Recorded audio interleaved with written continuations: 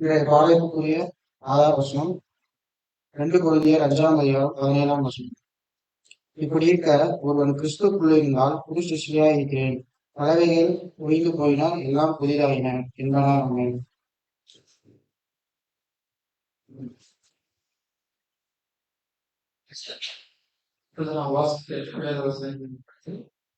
கிறிஸ்துவுக்குள்ளான உறவை புதுப்பித்தல் என்ற தலைப்பின் கீழாக சொல்லிக்கொள்ளக்கூடிய கருத்து சொல்கிறாய்.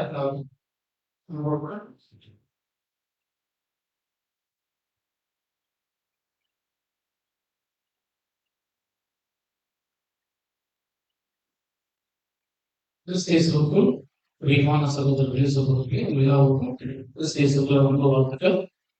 கடையில் சார்ந்திருக்க கரூர் சுவாமியுடைய அன்பு வாழ்த்துக்களை உங்களுக்கு தெரிவித்துக் கொள்வதில் மகிழ்ச்சி அடைகிறேன். இங்க இருக்கிற பரிசுத்தவான்கள் எனக்கு ஒரு சில பரிச்சயமானவர்கள் ஆன போதிலும் முதல் முறையாக இதனுடைய வார்த்தை நிமித்தமாக ஒரு பரிசுத்தவான்கள் மத்தியில ஊழியம் செய்வதற்கான ஒரு வாய்ப்பு தேவன் அடியெடுத்து கொடுத்திருக்கிறாங்க. அதற்காக உலக நாளத்திலிருந்து அவருக்கு தலைமை நன்றியை எடுத்துக்கொண்டு என்னுடன் மொத்த பரிசுத்தவான்களாகி திருச்சி சபையாக முகமுகமாய் காணும்படியாக செய்தி கிருபைக்காகவும் அவருக்கு நன்றிகளை தெரிவித்துக் கொண்டு இந்த நாளுக்குரிய பாடத்துக்கு நேராக நாம் கடந்து செல்லலாம். பாடத்தினுடைய தலைப்பு சகோதரர் சொல்வது போல கிறிஸ்துவுக்குள்ளான உறவை புதுப்பித்தல் அப்படிங்கிற ஒரு விஷயம்.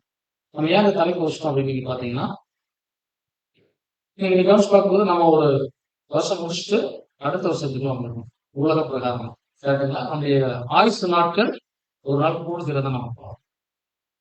அப்ப எல்லாரும் உலக ரீதியாக நீங்க கவனிச்சு பார்க்கும்போது இதுல சில முடிவுகள் அப்படிதான் எடுப்பாங்க. நிறைய விஷயங்கள் அப்படி எல்லாம் போகும். அதுக்காக சில விஷயங்கள். ஆனா இன்னைக்கு ஒரு புது சிருஷ்டியா அழைக்கப்பட்டிருக்கிறோம். நம்ம எந்த அடிப்படையில கிறிஸ்துக்குள்ளாக இருக்கிறோம், நாங்கள் அந்த லைஃப் எந்த விதமாக போயிட்டு இருக்கு, ஒருவேளை அது சரி இருக்கிறதா எப்படி இருக்காது நம்ம பார்த்துட்டு என்ன பண்ணுவோம்னா அதை ரினியூல் பண்ணிக்கணும் அல்லது புதுப்பிச்சுக்கணும் அப்படிங்கிற விஷயம் நம்ம பார்ப்போம். அப்ப கண்டிப்பா நம்மளுடைய வாழ்க்கையில புதுப்பித்தல் எப்ப நடக்கும் அப்படின்னு நம்ம நினைக்கிறோம் அப்படின்னு நீங்க பாத்தீங்கன்னா, அது பாஸ் ஓவர் டைம்ல தான் நம்மளுது. அப்ப ரினியூல் பண்ணப்பட்டாதா அப்படின்னு நினைச்சு பார்க்கும்போது அது கூட பக்கமா வந்துட்டு தான் இருக்கு. அப்ப பாஸ் ஓவர் அப்படிங்கிறது வருஷத்துல ஒரு முறை வந்துட்டாலும் நம்மளுடைய வாழ்க்கை எவ்விதமாக இருக்குன்னா ஒவ்வொரு நாளுமே என்னவாகத்தான் இருக்கும். அந்த பஸ் ஸ்டாப்ல பங்கெடுக்கிறவர்களாகவே அதில் இணைக்கப்பட்டவர்களாகவே. அப்ப அந்த அடிப்படையில இன்னைக்கு நம்ம என்ன பண்ண போறோம்னா, இந்த ஒரு தருணத்துல இந்த ஒரு நாள்ல நம்ம கிறிஸ்துவுக்குள்ளாக இருக்கக்கூடிய அந்த உறவு எந்த அளவுக்கு இருக்குது, உண்மையாலுமே கிறிஸ்துவுக்குள்ளான உறவு இருக்குதா இல்லையா அப்படிங்கிறத பார்க்கறதாக தான் இந்த ஒரு பாடமானது அங்க இருக்கும். அன்பான சகோதர சகோதரர், தேவ சமூகத்திலிருந்து கண்டிப்பா ஒரு மிகப்பெரிய ஒரு ஆசீர்வாதம் தெரிஞ்சுக்கொள்வோம். வாசிக்கிற ஆதார வசனம் நமக்கு ரொம்ப பரிச்சயமான வசனம். அநேக முறை கேட்டுட்டே தான் இருக்கிறோம். ஒருவன் கிறிஸ்துவுக்குள் இருந்தா அவன் புது சிருஷ்டியா இருக்கிறான், பழையவைகள் ஒளிந்து போயிருந்தா போல அப்படிங்கறத இன்னைக்கு நம்ம பார்க்கலாம். அப்போ அருமையா வேறு வாசிக்க கூட நம்ம வாசிக்க கேட்டோம். இபிஎஸ்சியில போல இருந்துட்டா முன்னாடி ஒரு லைஃப் இருந்துச்சு.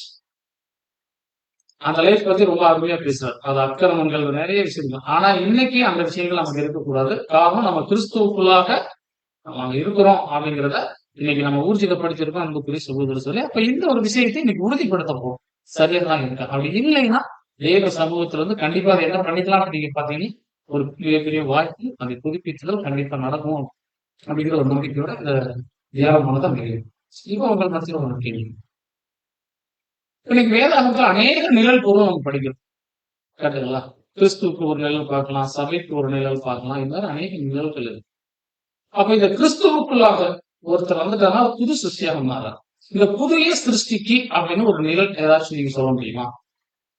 இப்ப ஒரு புது சிருஷ்டி வளருதுன்னா அதனுடைய வாழ்க்கை வரலாறு எப்படி இருக்கும், அது எப்படி எல்லாம் முடியும் அப்படிங்கிற விஷயத்த நம்ம சொல்ல முடியுமா? ஒரு சின்ன உதாரணம் சொல்ல, ஒரு ஒப்பனை சொல்லணும்னா ஒரு கரு வளர்கிற நிலைமைக்கு அது ஒப்பிட்டப்பட்டு பேசப்படுது கரெக்டுங்களா? அது எப்படி உருவாகி கத்தலுக்குள் வருது, அதே போல புது சிருஷ்டியோட வாழ்க்கை அங்கே இருக்குன்னு பார்க்கலாம். அது போல வேதாகமத்துல எல்லாத்துக்குமே நிழல் இருக்கு. நீங்க எந்த விஷயத்தையும் ஒரு நிழல் போட்டு பார்ப்போம். அதே போல இந்த புது சிருஷ்டிக்கணும், அந்த புது சிருஷ்டி என்ன விஷயம் எல்லாம் செய்யும், எப்படி எல்லாம் அதை செயல்பட்டு கொண்டு இருக்கும், எப்படி அந்த வாய்ப்பை பெற்றுக் கொண்டுச்சு அப்படிங்கிறதுக்கு ஏற்ற ஒரு எக்ஸாக்டா ஒரு நிலை ஏதாச்சும் சொல்ல முடியுமா? பழைய ஏற்பாடு தான், அதுல இருந்து சம்பவங்கள். அப்ப நம்ம கவனிக்கும் பொழுது கண்டிப்பா நிறைய ஏதாவது சொல்லுவீங்க, அதை யோசிப்பீங்க. ஆனா கண்டிப்பா இந்த பாயிண்ட் யாரும் சொல்லவே மாட்டீங்க. அப்போ என்ன விஷயம் நான் பார்க்க போனா, அதற்கு இந்த ஒரு நிழலுக்கான ஒரு பொருளை தான் இன்னைக்கு நான் வெளியில எடுத்து உங்கள்கிட்ட கொண்டு காட்ட போறேன். அது என்னெல்லாம் செயல்படுது அப்படிங்கிற விஷயத்த நம்ம பார்ப்போம். சகோதரர் சொல்லுது. இப்ப நம்ம வாசிக்க கேட்கலாம்.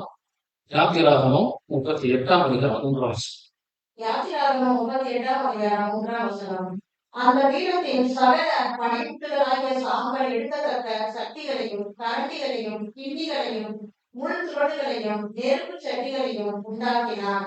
அதில் பனிமுட்டுகளை எல்லாம் வெண்கலத்தினால் பண்ணினான். இங்க சொல்லப்படக்கூடிய இந்த பனிமுட்டுகள் எதை குறித்து செய்யப்பட்டதா சொல்லப்படுது? இது ஆசாரிப்பின் கூடாரத்துக்குள்ள இருக்கக்கூடிய பிரகாரத்துல இருக்கக்கூடிய உள்ள நுழைஞ்சோன்னு எதை பார்ப்போம்? பலிபீடம் பார்ப்போம். அந்த பலிபீடத்தை பத்தி சொல்லப்படும். அப்ப பலிபீடமும் அதில் இருக்கிற அத்தனை பனிமுட்டுகளும் அது எதினால் செய்யப்படும்னா தாமிரத்தினால் செய்யப்படும், வெண்கலத்தால் செய்யப்படும். அப்ப அந்த வெண்கலம் அப்படிங்கிறது அல்லது தாமிரம் அப்படிங்கிற வார்த்தை சரியானது. இந்த தாமிரம் எதை அடையாளப்படுத்து அப்படின்னு பாத்தீங்கன்னா ஒரு நீதிமான் நிலைமையை அடையாளம், ஒரு பரிபூரண மனித சுபாவத்தை அதை அடையாளப்படுத்துகிறதா அங்க இருக்கிறத நம்ம பார்க்கலாம். சொல்லுவது இப்ப அதுல இருக்கக்கூடிய நிறைய பனிமுட்டுகள் இருக்குது. அத்தனை பனிமுட்டுகளுமே அதுவும் அதே உலோகத்தால் செய்யப்பட்டது. அதுல எந்த ஒரு பனிமுட்டை எடுத்து நம்ம இன்னைக்கு எடுத்து பார்க்க போறோம் நீங்க பாத்தீங்கன்னா அதுல ஒரு வார்த்தை இருக்கு, நெருப்பு சட்டிகள் அப்படின்னு ஒரு வார்த்தை கரெக்டுங்களா? அப்ப அந்த நெருப்பு சட்டிகள் அப்படிங்கிறது எதை குறிக்கிறது நீங்க பாத்தீங்கன்னா அந்த சட்டி எதற்காக பயன்படுத்தப்பட்டுச்சுன்னா பலிபீடத்தில் செலுத்தப்படக்கூடிய பலிகளை தேவ சமூகத்துக்கு கொண்டு போய் சேர்க்கக்கூடிய ஒரு மிகப்பெரிய வேலையை அந்த நெருப்பு சட்டிகள் செய்யும். அதற்காக தான் அது பயன்படுத்தப்பட்டுச்சு. அப்ப அந்த நெருப்பு சட்டிகள் அப்படின்னா எதா இருக்குன்னு நீங்க நினைக்கிறீங்க?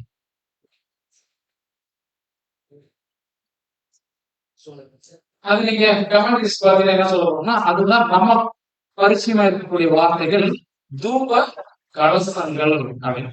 தூப கலசம் கேள்விப்பட்டிருக்கீங்களா? தூப கலசம் கேள்விப்பட்டிருக்கோம். நெருப்பு சட்டிகள் இப்பதான் நம்ம பார்ப்போம். அப்ப இதுல சொல்லப்படக்கூடிய அந்த நெருப்பு சட்டிகள் எதை அடையாளப்படுத்துறது நீங்க பாத்தீங்கன்னா தூப கலசங்கள், சென்சார் அப்படிங்கிற விஷயத்தை அது அடையாளப்படுத்துகிறத பார்க்கலாம். அப்ப தூப கலசம் நம்ம மைண்டுக்கு வரும். எப்ப நம்ம பார்த்திருக்கோம் இந்த தூப கலசம் எதற்கு பயன்படுத்தப்பட்டிருக்கணும்?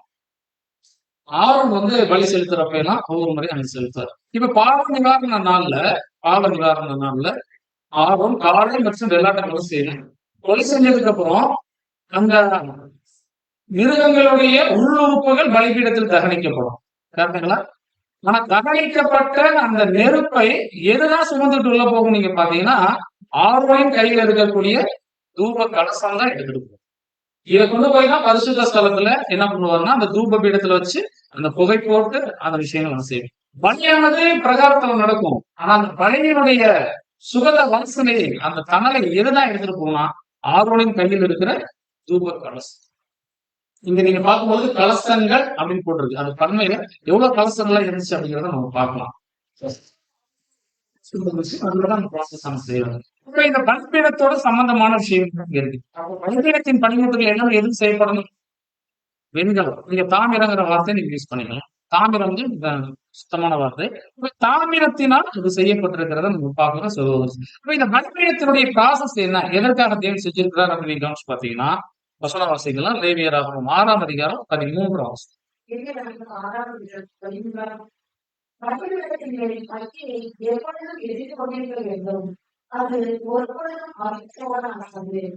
இந்த வார்த்தை நீங்க எப்பவுமே மனசுல வச்சுங்க. பலிபீடம் எதற்காக உருவாக்கப்பட்டுச்சுன்னா அவங்க எப்பவுமே என்ன பண்ணுமா, பலியானது எரிஞ்சுக்கிட்டே இருக்கணும். ரொம்ப முக்கியமான விஷயம். பலியானது எப்பவும் என்ன பண்ணணும், எரிஞ்சுக்கிட்டே இருக்கணும். அது ஒரு நாள் முடிச்சிடக்கூடாது. ஒரு இடத்துல போய் அவசரத்துக்கு போடுறது டென்ட் போட்டாங்கன்னா என்ன பண்ண போகணும், இந்த பலிபீடம் சாப்பிட்டு அவங்க தகனிக்கலாம். ஏதாவது பலிகள் என்ன செலுத்தினா அது 6 காலை மாலை எப்பவுமே என்னன்னா இந்த தூபம் சரி அவர் என்ன பண்ணுவார் பார்த்தீங்கன்னா பலிபீடத்தை நாங்க போய் இது பண்ணுவார். வசனம் வாசிக்கலாம். அடுத்து பார்ப்போம். இப்ப விஷயம் என்ன நீங்க கவனிச்சு பார்க்கும்போது இந்த பலிபீடம் எதை அடையாளப்படுத்துன்னு பார்க்கும்போது கர்த்தருடைய ஈடுபடு அங்க அடையாளப்படுத்துறத பார்க்கலாம். இப்ப ஈடுபடு வீட்டு செயல்படுறது உதாரணம் 1000 years செயல்படும். அதுதான் எப்பவும் அடையாளம் இருக்கிறது ஒரு அடையாளம். இப்போ நம்ம கிறிஸ்துவுக்குள்ளாக நம்ம வரோம். இப்ப கிறிஸ்துவுக்குள்ளாக நம்ம வந்தாதான் புது சிருஷ்டியாக மாறணும். அப்ப இந்த ஒரு பலிபீடத்தோட நம்ம இணைச்சுக்கிட்டா தான் புது சிருஷ்டியாக மாற முடியும். அப்ப இந்த பலிபீடம் பிரகாரங்களில் அங்க இருக்கிறத நம்ம பார்க்கணும். அப்ப இந்த பலிபீடத்துக்குள்ள இன்னொரு வகையில சொன்ன ஆசரிப்பின் கூடாரத்துக்குள்ள வேலை செய்யணும்னு வச்சுக்கோங்களேன். அங்க யார் வரணும் அப்படின்னு நீங்க யோசிச்சு பாத்தீங்கன்னா யாருக்கு தான் அந்த வாய்ப்பு தேவை கொடுத்துட்டாருன்னா அன்னைக்கு இருந்துட்டு லேவியர்களுக்கு தான் அந்த வாய்ப்பு. அப்ப லேவியின் புத்திரர்கள் அங்க வந்து வேலை செய்வாங்க.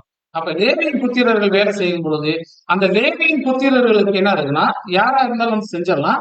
அவங்களுக்கு 30 வயசு வந்துட்டா போதும். ஆனா 30 வயசு வந்துட்டா மட்டும் போதுமா அப்படின்னு நீங்க பாத்தீங்கன்னா, தேவன் அவங்கள்ட்ட வந்து ஒரு கண்டிஷன் எதிர்பார்க்கிறார். என்ன கண்டிஷன் அப்படின்னா, வசனம் வாசிக்கலாம். லேவியராகமம் 21:17. லேவியராகமம் 21:17 வசனம். நீ ஆரோனாலே சொல்ல வேண்டியது என்னவென்றால், நீ உன் சந்ததியாருக்குள்ளே அங்கவிடம் உள்ளவனும் தலைமுறை தோறும் தேவனுடைய அப்பத்தை செலுத்தும்படி சேர மாட்டாது. ஆரோனின் புத்திரர்கள் அந்த லேவியர்களும் வேலை செய்யலாம். ஆசாரிப்பு கூடாரத்துக்கு 30 வயசு வந்துச்சுன்னா, ஆனா அவங்களுக்கு ஒரு கண்டிஷன் என்னன்னா, சரீர ரீதியாக என்ன இருக்கக்கூடாது, குறைபாடுகள் இருக்கக்கூடாது. சரீர ரீதியான குறைபாடுனா என்ன? இது சொல்றீங்க, ஆனா எனக்கு புரியல. சரி, கை நீண்டு இருக்கக்கூடாது, கால் நீண்டு இருக்கக்கூடாது. நமக்குன்னு ஒரு ப்ராசஸ் இருக்குல்ல, 10 விரலும் 10 இருக்கணும், கண்ணுனா இப்படிதான் இருக்கணும், அது மாதிரிலாம் இருக்கு. இதுல எக்ஸ்ட்ராவோ குறைவாவோ இருந்துடக்கூடாது. அது கூணனாவோ நம்ம நிறைய பார்ப்போம். சரீரத்துல சில குறைபாடுகள் இல்லைன்னா, சரீர ரீதியான குறைபாடுகள் இல்லாத ஒரு லேவியன் 30 வயசு வந்துட்டாங்கன்னா அவர் எங்க வந்துடணும்? ஆசாரிப்பின் கூடாரத்துக்குள்ள வந்துடணும். அதுதான் லேவியர்களை அவங்க அடையாளப்படுத்துறாங்க. உள்ள வர்ற எல்லா லேவியர்களும் அப்படி வந்துட்டாங்கன்னா அவங்களுக்கு என்ன ஒரு வாய்ப்பு இருக்குது அப்படின்னு நீங்க பாத்தீங்கன்னா, அன்பான சகோதர சொல்லு, ரொம்ப முக்கியமான ஒரு விஷயம் இருக்குது. நம்ம முன்னாடி பார்த்தோம் பாத்தீங்கன்னா, பலிபீடத்தின் பனிமுட்டுகள் எல்லாமே எதுவும் செய்யப்பட்டுச்சு? அந்த தானியத்துல செய்யப்பட்டுச்சு. அதுல இருக்கக்கூடிய நெருப்பு சட்டிகள் அல்லது தூப கலசங்கள் இருக்கு பாத்தீங்களா? எந்த ஒரு லேவியன் 30 வயசு வந்த உடனேயும் சரீர ரீதியாக குறைபாடு இல்லையோ, அவர் ஆசிரியப்பின் கூடாரத்துக்குள்ள வந்துடலாம். அவருக்கு என்ன கொடுக்கப்படும் அப்படின்னு நீங்க பாத்தீங்கன்னா, தூப கலசம். ஒவ்வொரு லேவியனுக்கும் 30 வயசு வந்துட்டாருன்னா அவருக்கு என்ன கொடுக்கணும்? தூப கலசம் கொடுக்கணும். என்ன பொருள் வித்தியாசமா இருக்கு, புதுசா இருந்தா. எதுக்கு இந்த தூப கலசம் கொடுக்குறாரு அப்படின்னு நீங்க பாத்தீங்கன்னா, சகோதர சகோதரிகளே, இப்ப பாருங்க, அதை நம்ம வந்து கன்ஃபார்ம் பண்ணணும். இப்ப ஆரோன் இருந்தாரு. ஆரோன் தூப கலசம் வச்சிருந்தாரா? அவர் எப்பவுமே வச்சிருப்பாரு. அதுக்கப்புறம் ஆரோனுக்கு எத்தனை பசங்க இருந்தாங்க? 4 பேர் இருந்தாங்க. 2 பேர் செத்து போயிட்டாங்க. அப்ப அந்த 4 பசங்களுக்கும் தேவன் என்ன, அவங்க 30 வயசு இருந்தாங்க, சரீர ரீதியான பூர்ணம் இருந்ததுனால ஆசிரியர்கள் கூடாரத்துல வேலை செய்ய வந்தாங்க. இப்ப அவங்களுக்கு என்ன கொடுக்கப்பட்டு நீங்க பாத்தீங்கன்னா, பசங்க பாருங்க, லேவியராகமம் 10:1. லேவியராகமம் 10:1 வசனம். பின்பு அபிமரியும் தனத்தன் தூப கலசத்தை எடுத்து போதுங்க. இப்ப நாதாபும் அபியும் என்ன பண்றாங்க? அவங்களுக்குன்னு இருக்க தூப கலசத்தை எடுத்துட்டுதான் வந்து அதை அந்நிய அக்னியை போட்டதுனால அவங்க என்ன பண்றாங்க? மறைச்சிட்டாங்க. அவங்க அந்நிய அக்னி போடுறதுன்னா என்ன, வெளியில இருந்து அக்னி கொண்டு வந்திருப்பாங்களா? அப்படி இல்ல. அப்ப உள்ள இருந்துதான் அக்னி போடுறாங்க. அது அந்நிய அக்னி போடுறதுக்கு காரணம் ஏன் அந்நிய அக்னின்னு சொல்றதுன்னா, இந்த வசனத்தை நீங்க தொடர்ந்து வாசித்தீங்கன்னா அங்க சொல்லப்பட்டிருக்கும்.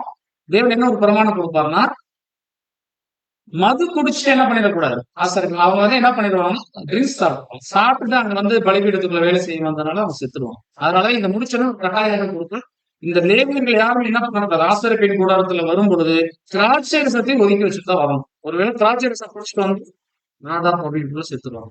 இப்ப அது உள்ள போறது கேட்ட சில கண்டிஷன்ஸ் இருக்கு, கட்டாயம் சில விஷயங்கள். அதை செய்யலன்னு வச்சுங்களேன், ஆசிரியப்பின் கூடாரத்துல போறது சாதாரண விஷயம் இல்லை. அங்க எந்த வேலையில தவறு நடந்தாலும் சடுதை என்ன நடந்தது, மரணம் நடக்குது. அதனால ரொம்ப பயபக்தியோட தான் போகணும். அதையும் தாண்டி உள்ள 4 பேருக்கு அனுப்பணும். அதனாலதான் செத்துட்டாங்க. நான் தான் பார்க்கணும். அப்ப இங்க நம்ம அந்த பாயிண்ட் நம்ம பேசணும். இப்ப அங்க என்ன விஷயம் இருக்குன்னா, நாதாபுக்கும் அபியோவுக்கு என்ன இருக்கு, ஒரு தூப கலசம். இன்னும் 2 பசங்க தான், எலியாசாரும் இத்தாமா. இப்ப அவங்களுக்கு என்ன இருக்கும், தூப கலசம் அவங்க கொடுக்கப்படும். அடுத்து இதை இன்னொரு வகையில ஊர்ஜிதப்படுத்தலாம். இப்போ புதிய ஏற்பாட்டுல நீங்க பார்க்கும் பொழுது சகரியா இருந்தார், ஸ்நானமுடைய அப்பா. இப்ப அவருக்கு ஒரு முறைமை வரும்போது என்ன பண்ணுவாங்கன்னா, தூபம் காட்டுவதற்கு தேவாலயத்துக்கு போவார். அப்ப நீங்க கவனிச்சு பார்க்கும் பொழுது அவங்களுக்குரிய முறைமைகள் வரும்பொழுது எல்லாரும் ஒரே நேரத்துல என்ன பண்ணிட மாட்டாங்க, ஆசிரியர் கூடத்துல வந்து வேலை செஞ்சிட மாட்டாங்க. இப்ப லேவியர்கள் நிறைய ஷெட்யூல் இருக்கும், ஒரு ஷெட்யூல் போட்டுருவாங்க. இவங்க இந்த மாசம் அவங்க அந்த மாசம் அப்படி வேலை செய்யும்போது அவங்க என்ன பண்ணுவாங்க பாத்தீங்கன்னா, அந்த வேலைகளை அவங்க செய்வாங்க. அது கூட நம்ம இங்க பாக்குறோம். அன்பான சகோதர சகோதரிகளே, இப்போ அவர் கூட அந்த சகரியை கூட என்ன பண்ணிருக்காரு, அவருடைய தூப கலசத்தை வச்சுட்டு தான் அந்த முறைமை செஞ்சிருக்காரு. இப்ப இந்த தூப கலசத்தை என்ன பண்றாரு, அதே போல ஆரோனுக்கு ஒரு தூப கலசம் இருந்துச்சு. அதை பயன்படுத்தி அவர் என்ன பண்ணாருன்னா, 30:7. ஆறும் காலை தோறும் அதின்மேல் சுகந்த தூபம் காட்ட வேண்டும். மாலையில் விளக்கேற்றும் போதும் அதின்மேல் தூபம் காட்ட கடவுள். விலங்குகளை விளக்கும் போதும் அதின்மேல் தூபம் காட்ட வேண்டும். அவருடைய தூப கலசத்தை பயன்படுத்தி என்ன பண்ணுவோம்னா, காலை மாலை எப்பவுமே என்ன பண்ணுவார், தூபம் காட்டிக்கிட்டே தான் இருப்பார். அந்த பொருளை எடுத்தாலும் சரி, கழுவினாலும் சரி, மூடினாலும் சரி, என்ன பண்ணாலும் ப்ராசஸ் நடந்துகிட்டே இருக்கும். அவருடைய தூப கலசம் காலையில சாயங்காலம் எங்க போயிட்டே இருக்கும், அந்த ஆசிரியப்பின் கூடாரத்துக்குள் அங்க போயிட்டே வந்துட்டு பிரியமான சகோதர சகோதரி. சரி, இதை குறிச்சு நீங்க என்ன சொல்ல வரீங்க அப்படின்னு உங்களுக்கு தோணும். இங்க பாருங்க அன்பான சகோதர சகோதரிகளே, அப்ப இன்னைக்கு அந்த லேவி வகுப்பார் யார் அப்படின்னா இன்னைக்கு இருக்கக்கூடிய கிறிஸ்தவர். அப்ப அந்த கிறிஸ்தவர்கள் என்ன ஒரு வாய்ப்பு பெற்றிருக்கிறாங்க அப்படின்னா, இன்னைக்கு பிரகாரத்துக்குள்ள வரக்கூடிய வாய்ப்பு நம்ம பெற்றிருக்கோம். ஒட்டுமொத்த கிறிஸ்தவர்கள் அவங்க எல்லாரும் என்னன்னா, அவர்களுக்கு வேற எந்த விஷயமும் தேவையில்லை, சரீரத்தில் என்ன இருந்தா போதும், சரீர குறைபாடு இல்லாம இருந்தா போதும், சரீரத்துல பூரணம் இருந்துச்சுன்னா உள்ள வரும். இன்னைக்கு இருக்க எல்லா கிறிஸ்தவரும் கிறிஸ்தவை ஏற்றுக்கொண்டு இருக்கிறாங்க. அவங்களுக்கு தூப கலசங்கள் அங்க கொடுக்கப்பட்டிருக்கு, அவங்க வழி செலுத்தும். அப்ப அந்த நிலைமை எதை குறிக்குதுன்னா, அதுதான் அழைக்கப்பட்ட நிலைமை, விசுவாச படி நிலைமை அப்படிங்கிறத நம்ம பார்ப்போம். அப்ப இந்த விசுவாச படி நிலைமையில என்ன ஒரு பாயிண்ட் செய்யணும்னா, அந்த விசுவாசம் அப்படியே வச்சிருந்தா பிரயோஜனம் இல்லை. அதனாலதான் யாக்கோபு எழுதுவார், விசுவாசம் கிரியே இல்லைன்னா அது செத்துரும். அப்ப இன்னைக்கு இருக்கிற எல்லா பெயர் கிறிஸ்தவர்களுக்கு விசுவாசம் இருக்குது, ஆனா அதுக்குள்ள என்ன இல்லை, கிரியை இல்லாதனாலதான் அவங்க நிராகரிக்கப்படுகிறாங்க. அதனாலதான் இன்னைக்கு மன்னர் ஒரு வெளிப்படுத்த வசனத்தை போட் பண்ணியிருந்தாங்க, அனலுமின்றி குளிருமின்றி இருந்தபடியினால் வாந்தி பண்ணப்பட்ட நிலைமை. இன்னைக்கு பெயர் கிறிஸ்தவர்கள் அந்த நிலைப்பாடுகள், அவங்களுக்கு விசுவாசம் தான் இருக்குது, அதை கிரியில கொண்டு வரல. ஏன்னா பலிபீடம் பத்தி தெரியும், பலிபீடம் குறிச்சு நீங்க பார்க்கும் பொழுது அங்க இருக்கக்கூடிய நிறைய வெளிச்சங்கள் அங்க இருக்கும். அதுலதான் இன்னைக்கு உலக கிறிஸ்தவர்கள் மாட்டிட்டு அப்படின்னு இருந்தாங்க. ஆனா பிரியமானவர்களே, இப்ப இந்த பலிபீடத்தில் பனிமுட்டுகள்ல செய்யப்பட்ட அந்த தூப கலசம், இப்ப என்ன பண்ணப்படுது அப்படின்னு நீங்க பாத்தீங்கன்னா, அந்த பலிபீடத்தில் இருக்கிற நெருப்பு தளனால் நிரப்பப்படும் பொழுது அதுக்கு ஒரு அதிகாரம் இருக்கு. என்னன்னா, அது எங்க போலாம், பரிசுத்த ஸ்தலத்துக்குள்ள அங்க போலாம். இவ்விதமாகத்தான் ஆர்வன் என்ன பண்ணாருன்னா, அந்த பாவ நிவாரண நாள் கர்த்தருடைய பலியா இருக்கட்டும், ஆட்டுக்குட்டியினுடைய பலியா இருக்கட்டும், இதை என்ன பண்ணாரு அப்படின்னு நீங்க பாத்தீங்கன்னா, லேவியராகவும் 16ஆம் அதிகாரம் 2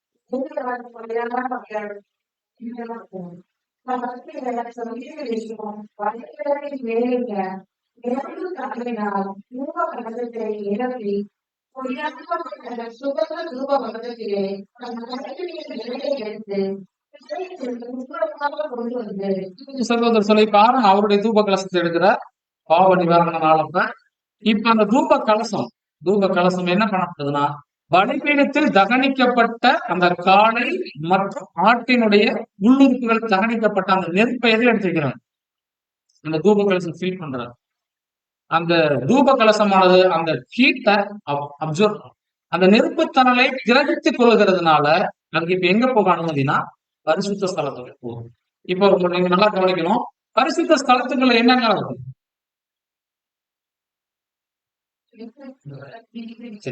அதெல்லாம் என்ன உலோகத்தால் செய்யப்படுது,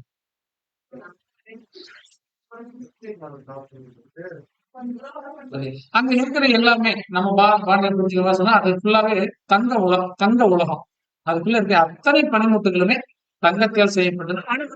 சித்தி மீறது இந்த எதை குறிக்கிறது நீங்க பாத்தீங்கன்னா, இந்த மண்ணான மனுஷன் அந்த தெய்வீக சுபாவத்திற்குரிய நிலைமையை பெற்றுக் கொண்டு வரும் செய்ய முடியும்.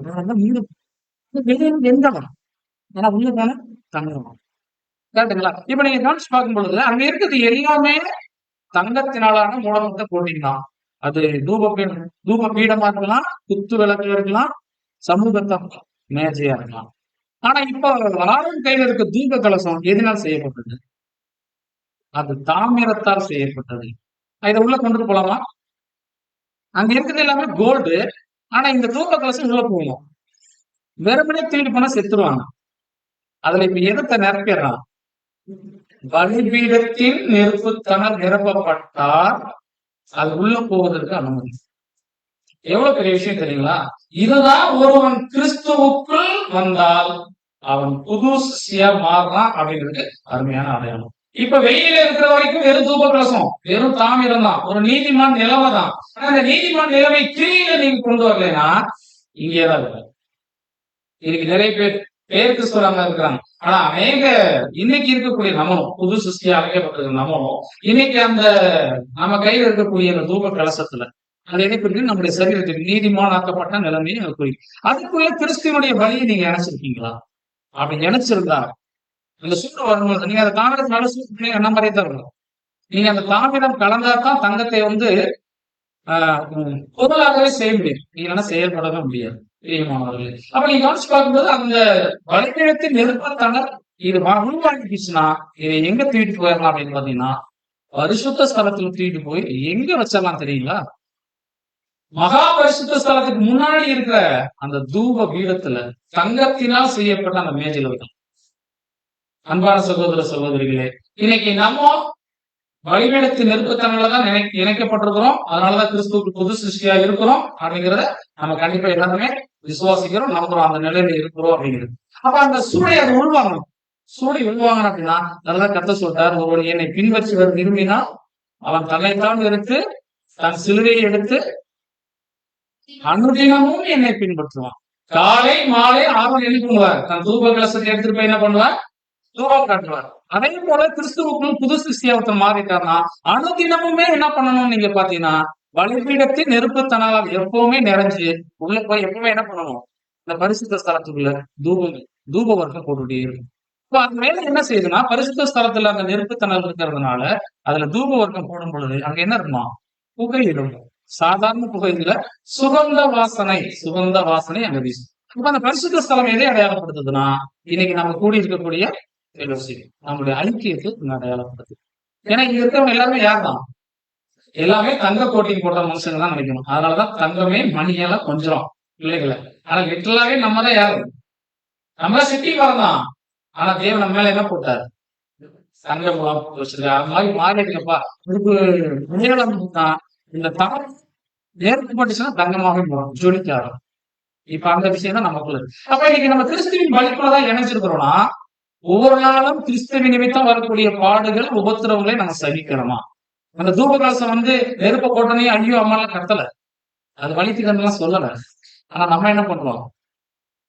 பாடுகள் உபத்திரவங்கள் பிரச்சனைகள் சகோதரர்கள் வந்துருச்சுன்னா சத்தம் எவ்வளவு கவனிக்கணும். அப்ப அந்த சகிப்புத்தன்மையை நம்ம பார்க்கணும். இன்னொரு விஷயம் என்ன அப்படின்னா அந்த தாமிரத்துக்கு இருக்கக்கூடிய ஸ்பெஷல் நெருப்பை அப்படியே உருவாங்க, அப்படியே அது மாதிரி நம்மளுடைய லைஃப் பாருங்க. அன்புக்குரிய சகோதர சகோதரிகளே, அது உள்ளே இருக்கிறது எல்லாமே பரிசுத்த ஸ்தலம், எல்லாமே தெய்வீக நிலைமைக்கு அடையாளம். ஆனா அதுக்கும் நமக்கு சம்மதமே கிடையாது. நம்ம அக்கிரமத்துல வெளியில இருந்துட்டோம், தூரமா இருந்துட்டோம், நம்மள சாதாரண மனுஷங்களே கிடையாது. ஆனா தேவன் நம்ம அங்க கொடுக்குறாரு. அது காரணம் என்னன்னா நம்ம கிறிஸ்துவனுடைய பலியில அந்த உறவுக்குள்ள நம்ம இணைக்கப்பட்டிருக்கிறதுனாலதான் இந்த வாய்ப்பு. ஒருவேளை அந்த உறவை நீங்க எடுத்துட்டீங்கன்னா நம்மளை தூக்கி போட்டுரும், ஒண்ணுக்கு உதவாத குப்பைகளாக நம்ம தேவ பார்வையில. அன்பான சகோதர சகோதரி, தூப கலசமானது நீங்க கவனிச்சு பார்க்கும் பொழுது அது தாமிரம் தான். ஆனா பலிபீடத்துல இருக்கிற நெருப்பை எடுத்துட்டா அது உள்ள போகாது. தேவன் அனுமதிக்கிறார் பரிசுத்த ஸ்தலத்துக்குள்ள. இங்க வச்சு தூப வர்க்கம் போறார். அந்த தூப வர்க்கம் சகோதரர்கள் உடன் ஆசாரியர்களும் முகந்து பாக்குறாங்க. அதுக்கப்புறம் யாரும் முகந்து பாக்குறாரு? தேவ சமூகத்துக்கும் அங்க போகுது. அப்ப பலிபீடத்தில் செலுத்தப்பட்ட அந்த பலி தேவ சமூகத்துக்குள்ள எப்படி போச்சுன்னா இந்த தூப கலசம் இல்லைன்னா என்ன பண்ணக்கூடாது? அங்க போகக்கூடாது. அதனாலதான் அந்த நம்ம பார்த்த பார்த்தீங்களா, அது கமாண்ட் நீங்க பாத்தீங்கன்னா பிரதர் எழுதியிருப்பார், பலிபீடத்தில் செலுத்தப்படக்கூடிய பலிகளை தேவ சமூகத்துக்கு கொண்டு போகிற அந்த வேலை எதுதான் செஞ்சுச்சுன்னா அன்னைக்கு இருந்துட்ட அந்த பலிபீடத்தின் பனிமுட்டுகள் ஒன்னா இருந்துட்ட தூப கலசமே தான் செஞ்சுச்சு. அப்ப இன்னைக்கு நம்மளுடைய பலியை தேவ சமூகத்துக்கு கொண்டு போகணும்னா தேவன் நமக்கு கொடுத்திருக்கிற அந்த தூப கலசத்தை பயன்படுத்திட்டு என்ன பண்ணுவோம்? உள்ள கொண்டு போகணும். அப்ப இன்னைக்கு நம்ம கண்டிப்பா நீதிமான் நிலைமையில இருக்கிறோம். அந்த தூப கலசம் குறிக்குது நம்முடைய நீதிமான் நிலைமை. நம்ம கிறிஸ்துவுக்குள் இருக்கிறோம். அதுல நெருப்பு நிரப்பியிருந்தா கிறிஸ்துவுக்குள் இருக்கிறன்னு அர்த்தம். நெருப்பு நிரப்பப்படலைன்னா பனிமுட்டுகள் இங்கேதான் இருக்கும். அப்ப நீங்க கவனிச்சு பார்க்கும்போது சகோதர சகோதரிகளே, இப்போ ஒரு பாயிண்ட் நம்ம கண்டுபிடிக்கலாம். லேவியர்களை எத்தனை பசங்க வந்திருப்பாங்க 30 வயசு வரைக்கும் தக்கவங்க? ஒவ்வொருத்தருக்கும் ஒரு தூப கலசம் இருந்துச்சுன்னா அந்த தூப கலசத்தை எங்க ஸ்டோர் பண்ணிருக்கீங்க? ஆசாரிப்பு கூட பாத்தீங்கன்னா அவங்களுடைய இடம் ரொம்ப கம்மி தான், அங்க ஸ்டோர் பண்ணி வைக்கிற அளவுக்கு இல்ல. அப்ப என்ன விஷயம்னா ஒவ்வொருத்தர் கையிலையும் அதை ஹேண்ட் ஓவர் பண்ணணும். அவர்களுடைய பொறுப்பில அங்க கொடுக்கணும். அவங்க ஊழிய முறை வரும்போது என்ன பண்ணுவாங்க? எடுத்துட்டு வருவாங்க, இங்க செய்வாங்க. ஊழிய முறை முடிஞ்சோன்னு எங்க கொண்டு போயிடணும்? அவங்க வீட்டுக்கு கொண்டு போயிடுவாங்க. அப்ப வீட்டுக்கு போகும்போது அவருடைய தன்மை மாறாம அவங்க என்ன பண்ணணும்? அதை பாதுகாத்துக் கொள்ளணும். அப்ப இன்னைக்கு நம்ம கிறிஸ்துவுக்குள்ளாக புது சிருஷ்டியா இருக்கிறோம். இங்கேயே மட்டுமே தான் இருக்கிறோமா? எந்த நேரமும் வாரத்துல ஒரு நாள் கட்டுத்தர மாதிரி வந்துடும், மீதியெல்லாம் எங்கேயே தான் இருக்கிறோம். அப்ப அங்க நம்ம கையில இருக்க தூப கலசத்தை எப்பவுமே என்ன பண்ணணும்? நீங்க தாமிர பொருளை சரியா பாதுகாக்கலன்னா பராமரிக்கலன்னா என்ன ஆயிடும்? அதை மறுபடியும் ப்ராசஸ் பண்ணி எடுக்கிறது ரொம்ப கஷ்டம். நெருப்புல போட்டு அது மாதிரி சில ப்ராசஸ் எல்லாம் செஞ்சா தான் மறுபடியும் ஜொலிக்கும். அன்பான சகோதரர் சொல்லி அப்ப இந்த நீதிமான் நிலைமையை தக்க வைத்துக் கொள்ளக்கூடிய முழு பொறுப்பு ஒவ்வொரு தனிப்பட்ட சகோதரனையும் சகோதரிகளையும் சார்ந்தது. என்னுடைய நீதிமான் நிலைமையை அல்லது என்னுடைய புது சுசி நிலைமையை நான் தக்க வைக்கிறேன்னா தக்க வைக்காம போறேன்னா அப்படிங்கிறது மற்ற சகோதரனையும் என் உடன் சகோதரன் சார்ந்ததா அல்ல. அது ஒவ்வொருவருடைய பொறுப்புல தேவன் கொடுத்தார். அப்ப எனக்குள்ளான புது சிஷியை நாங்க என்ன பண்ணணும்? பாதுகாக்கணும், பராமரிக்கணும்.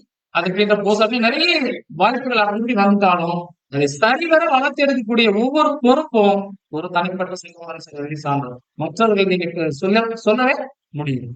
பிரியமான இது புரிஞ்சுக்கலாம். இப்ப இன்னைக்கு நமக்குள்ளான புது சிருஷ்டியை தக்க வச்சுக்கிற அந்த வாய்ப்பு இந்த விஷயங்கள்ல நம்ம கண்டுபிடிக்கிறோம். கிறிஸ்துவுக்குள்ளாக இருந்தது ஒரு ப்ராசஸ்.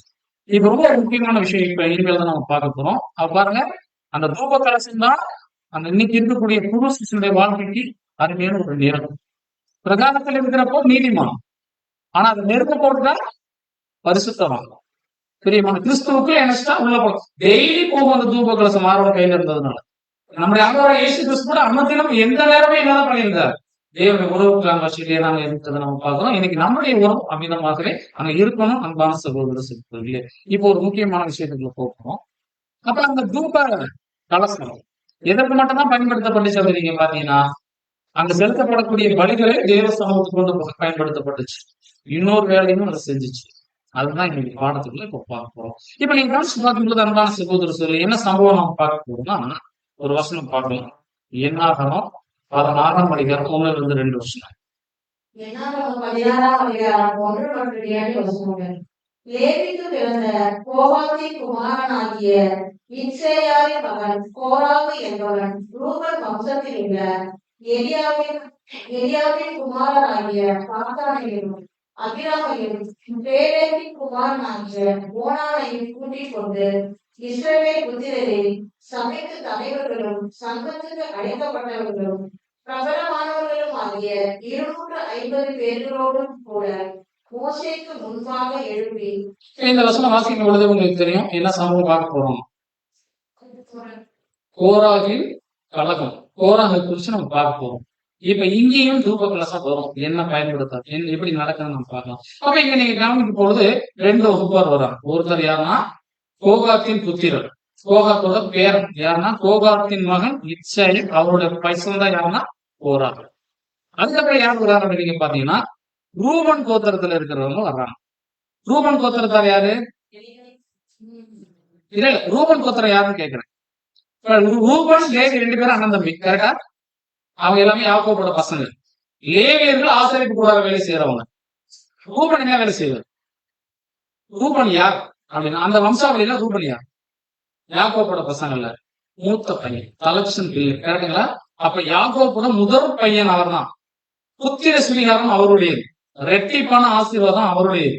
அந்த ஒட்டுமொத்த இஸ்ரேல் ஜனங்களை வழிநடத்தக்கூடிய பொறுப்பு அவருடையது, கரெக்டுங்களா? அப்ப ஒரு வீட்டுல ஒருத்தர் மூத்த பையனை பிறந்திருந்தா அவர் தான் என்ன பண்ணுவோம்?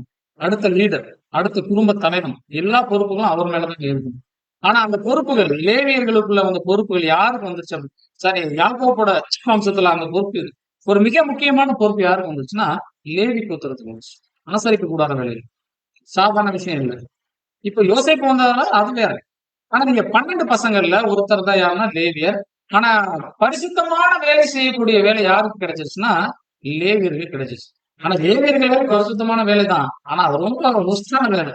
ஒவ்வொரு நாள் சாப்பாட்டுக்கு போய் உடன் சகோதரத்தை கையில் நின்று வாங்கிட்டு வரக்கூடிய வேலை தான். ஆனா நம்ம பார்வையில பார்த்தா ஆசாரியத்துனா ரொம்ப பெருசா நினைக்கணும். அவங்க வேலை செய்யக்கூடாது, சாப்பாட்டுக்கு யாரையும் சார்ந்திருக்கணும். அவங்க கொடுத்தாதான் சாப்பாடு. இல்லைன்னா ஒவ்வொரு முறை போய் எடுத்துட்டு தான் வரணும் ஒரு வீட்டுல. அதெல்லாம் இருக்கும், ரொம்ப கஷ்டம். அப்படின்னு நம்ம செய்வோம். ஒரு சின்ன ரெக்வஸ்ட் கூட கேட்கறது இல்ல. சகோதர கண்டாலே நம்ம ஸ்டேட்டஸ் இறங்குது. ஆனா ஆசாரியர்கள் வேலை சாதாரணமானதல்ல. அதனாலதான் நீங்க புரிஞ்சுக்கலாம். நம்மளுடைய பாணியில ஐயர்லாம் இருக்காங்க, அவங்களும் அந்த வேலை தான் செய்யறாங்க. அவங்க சாப்பாடு சில நேரம் திட்டுவாங்க, நீ என்னடா பேசுற, தட்டுல போடுறத சாப்பிடுற அப்படின்னு சொல்லுவாங்க. அந்த வேலை தான் ஆசாரிகள் செஞ்சாங்க. ஆனா அது தேவ சமூகத்துல செய்யறதுக்காக அதை அவங்க அர்ப்பணிச்சுட்டாங்க. அதனால நீங்க அந்த விஷயத்த பெருசா நினைச்சுக்கிட்டாங்க. இன்னைக்கு ரூபன் கோத்திரத்தார், அதுதான் பிரச்சனைக்கான காரணம். இப்ப 2 பேர் இருக்கிறாங்க, லேவியர்கள் மற்றும் ரூபன். இப்ப இந்த கோருக்கு யாரு போய் மீட் பண்றாருன்னா ரூபனை போய் பாக்குறாரு.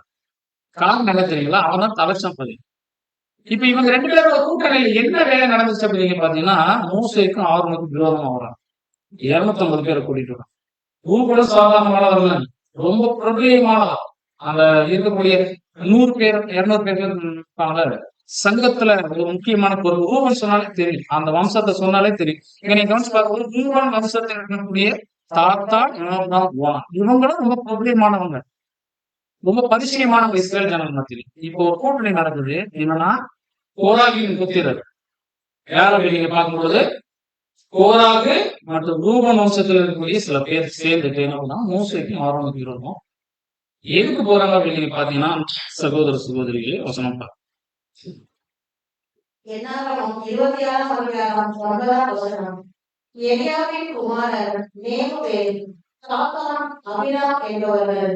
இந்த தாத்தான், அபிராம் என்பவர்களே சபையில் பேர் பெற்றவர்களாய் இருந்து கர்த்தருக்கு விரோதமாக போராட்டம் பண்ணி கோராகின் கூட்டாளிகளாகி மோசேக்கும் ஆரோனுக்கும் விரோதமாக விவாதம் பண்ணினவர்கள். இந்த ரூபன் வம்சத்தார் எப்படிப்பட்டவங்க? சபையில பேர் பெற்றவங்க. இப்ப இவங்க யாரோட கூட்டு வச்சுக்கிட்டாங்க? கோராகோட கூட்டு வச்சுக்கிட்டாங்க. ஏன் போய் கூட்டு வச்சுட்டாங்க வெளியே பார்த்தீங்கன்னா, இவங்க ரொம்ப பிரபலியமானவங்க. நீங்க சும்மா இருக்காம அந்த கோராக போய் தூண்டி விட்டாங்க. என்ன தூண்டி விட்டாங்கன்னா, இப்ப மோசேக்கும் ஆரோனுக்கு விரோதமா தான் போறாரு. அப்ப மோசேயும் ஆரோனும் எந்த சந்ததியில் வராங்க நீங்க பாத்தீங்கன்னா, அவரும் கோகாத்தின் வம்சாவளி தான். கோகாத்துக்கு 3 பசங்க இருப்பாங்க. ஒரு பசங்க தான் இவரு கோராகு. இன்னொரு பசங்களோட பையன் யாருன்னா மோசே, அவருக்கு அம்ராம் அப்படின்னு இருப்பாரு. மோசையோட அப்பா அம்ராம், அவரோட அப்பா யாருன்னா கோகர். அப்ப 2 பேரும் யாருன்னா கோராகும் மோசே யாருன்னா உடல் பங்காளிகள். நம்ம மாநில சொல்லுவாங்க, ஒரே சொத்துக்கு சரியா பிரிச்சு கொடுக்க முடியும் அந்த பொறுப்புல இருக்காங்க. இப்ப விஷயம் என்னன்னா, ரூபன் கோத்திரத்துல பிரபலியமானவங்க என்ன பண்றாங்கன்னா, கோராக வந்து டியூன் பண்ணிருக்காங்க. என்ன டியூன் பண்றாங்கன்னா, ஏன்னா உங்க சொந்தக்காரன் அவன் பங்காளி தான், அவன் மட்டும் எந்த நேரம் ஆசிரியர் போடுறதுக்கு போறாரு. என் உங்களுக்கு அந்த வாய்ப்பு இல்லையா? நீ கேட்கணும், நீயும் லேவி கோத்திரம் தானே, நீயும் கோகாத்தோட வம்சாவளி தானே, உனக்கு அதிகாரம் இல்லையா? அவங்க கண்டிப்பா என்ன சொல்லியிருப்பாரு? போறாரு உடனே ஏற்றுப்பாரு நினைக்கிறீங்களா? தேவன் குறிச்சு தெரியும், அந்த விஷயம் எல்லாம் நல்லாவே தெரியும். அப்படியே பயப்படலாம், அவ்வளவு சீக்கிரம் நடக்கல. ஆனா வசனம் என்ன சொல்லுதுன்னா, கூட்டாளிகளாகி ஒரு 250 பேர் கூட்டிட்டான். சாதாரணமான 250 பேர் சாதாரணமானவர்கள் இல்ல, லேவியர்கள்ல பிரபலியமானவர்கள், தூபகலசம் தூக்கிட்டு வர்றவங்க அவங்க. இப்ப நம்ம பார்ப்போம். அப்ப நீங்க ஒரு கூட்டணி சேர்ந்து ஒருத்தர் ரூபன் கோத்திரத்தா, அவர் அந்த சேஷ்ட புத்திர பாகத்துக்கு ஆளுகைக்கு தகுதியானவர். இப்ப இங்க ஒருத்தர் இருக்கிறார் கோராகு, அவர் யாருன்னா லேவியர்ல வர்றவங்க, ரொம்ப ஹம்பிளா அவங்க கொடுத்த வேலையை செஞ்சுட்டு இருக்கிறாங்க. அதுல ஒரு பொறுப்பும் மோசையாகவும் செய்யறாங்க. ஆனா இவங்க டியூன் பண்ணி என்ன பண்றாங்கன்னா, அது ஒரு பெரிய வேலை நினைச்சிட்டு ஆகணும், வேலை செய்ய வேணும், பரிசுத்த ஸ்தலத்துக்குள்ள போய் அவங்க பார்க்கணுங்கிற அந்த சூழல் இவங்களுக்கு உருவாக்குறாங்க. ஏன் இந்த சூழலை அவரு கல்வியை பயன்படுத்திட்டாங்க அப்படின்னு பாத்தீங்கன்னா, வசனம் பாருங்க. என்ன 4ஆம் அதிகாரம் 4ஆம் வசனம். என்னாகமம் 4ஆம் அதிகாரம் 4ஆம் வசனம். ஆசரிப்பு கூடாரத்திலே கோகாத் புத்திரரின் பணிகளை மகா பரிசுத்தமானவைகளுக்குரியது. கோகாத்தினுடைய புத்திரர்கள் செய்யக்கூடிய வேலை பரிசுத்த ஸ்தலத்திலும் அது எப்படிப்பட்டதாமா? மகா பரிசுத்தமானது. அப்ப கோகாத்தின் புத்திரர் அப்படிங்கிறப்ப மோசையும் ஆரோனும் கோகாத்தின் புத்திரர்கள் தான் வர்றாரு. நம்ம பாக்குற கோராகும் அதுலதான் வர்றாரு. அவங்க செய்யக்கூடிய வேலை அத்தனையுமே மகா பரிசுத்தமானது. எந்த வகையான மகா பரிசுத்தமானதான விசேஷமா இந்த கோராகுக்கு என்ன வேலை கொடுக்கப்பட்டுச்சு அப்படின்னு நீங்க பாத்தீங்கன்னா, பரிசுத்த ஸ்தலம் மற்றும் மகா பரிசுத்த ஸ்தலத்தில் இருக்கக்கூடிய அத்தனை பனிமுட்டுகளையும் ஒரு இடத்துல இருந்து இன்னொரு இடத்துக்கு தூக்கிட்டு போற வேலை. அது என்ன எப்படி நடக்கும்னா, ஆரோனும் அவங்களோட பசங்களை மூடிடுவாங்க. இப்ப பரிசுத்த ஸ்தலம் என்னென்ன பொருள் இருக்குன்னு நமக்கு தெரியும், ஆனா யாருக்கு தெரியாதுன்னா கோரானுக்கு தெரியாது. ஏன்னா அதை மூடி போட்டு கட்டுறதுக்கு அப்புறம் நீங்க தூக்கி போகும். இப்ப நம்ம மனிதனுடைய இயல்பு என்னன்னா, ஒரு பொருளை பார்க்க வேணாம்னு சொன்னோம்னா அதை பார்க்கவே தோணும். இப்ப நம்மளால இதான் டூர் பண்ணிட்டாங்க, என்ன தூக்கிட்டே போறாதுக்குள்ள ஏதாச்சும் என்ன இருக்குன்னு தெரியுமா கேட்டா நம்ம என்ன சொல்லுவோம்? ஒரு நாள் சொல்றது இல்லைங்க தெரியல அப்படின்னு போவாங்க. நாட்கள் போக போக அவருடைய மனநிலை உணர்த்தி விட்டார். இப்ப என்ன பண்ணா, இப்ப அதை பார்க்கணும் யாரால மட்டும்தான் பார்க்க முடியும்? ஆர்வனால மட்டும்தான் பார்க்க முடியும்.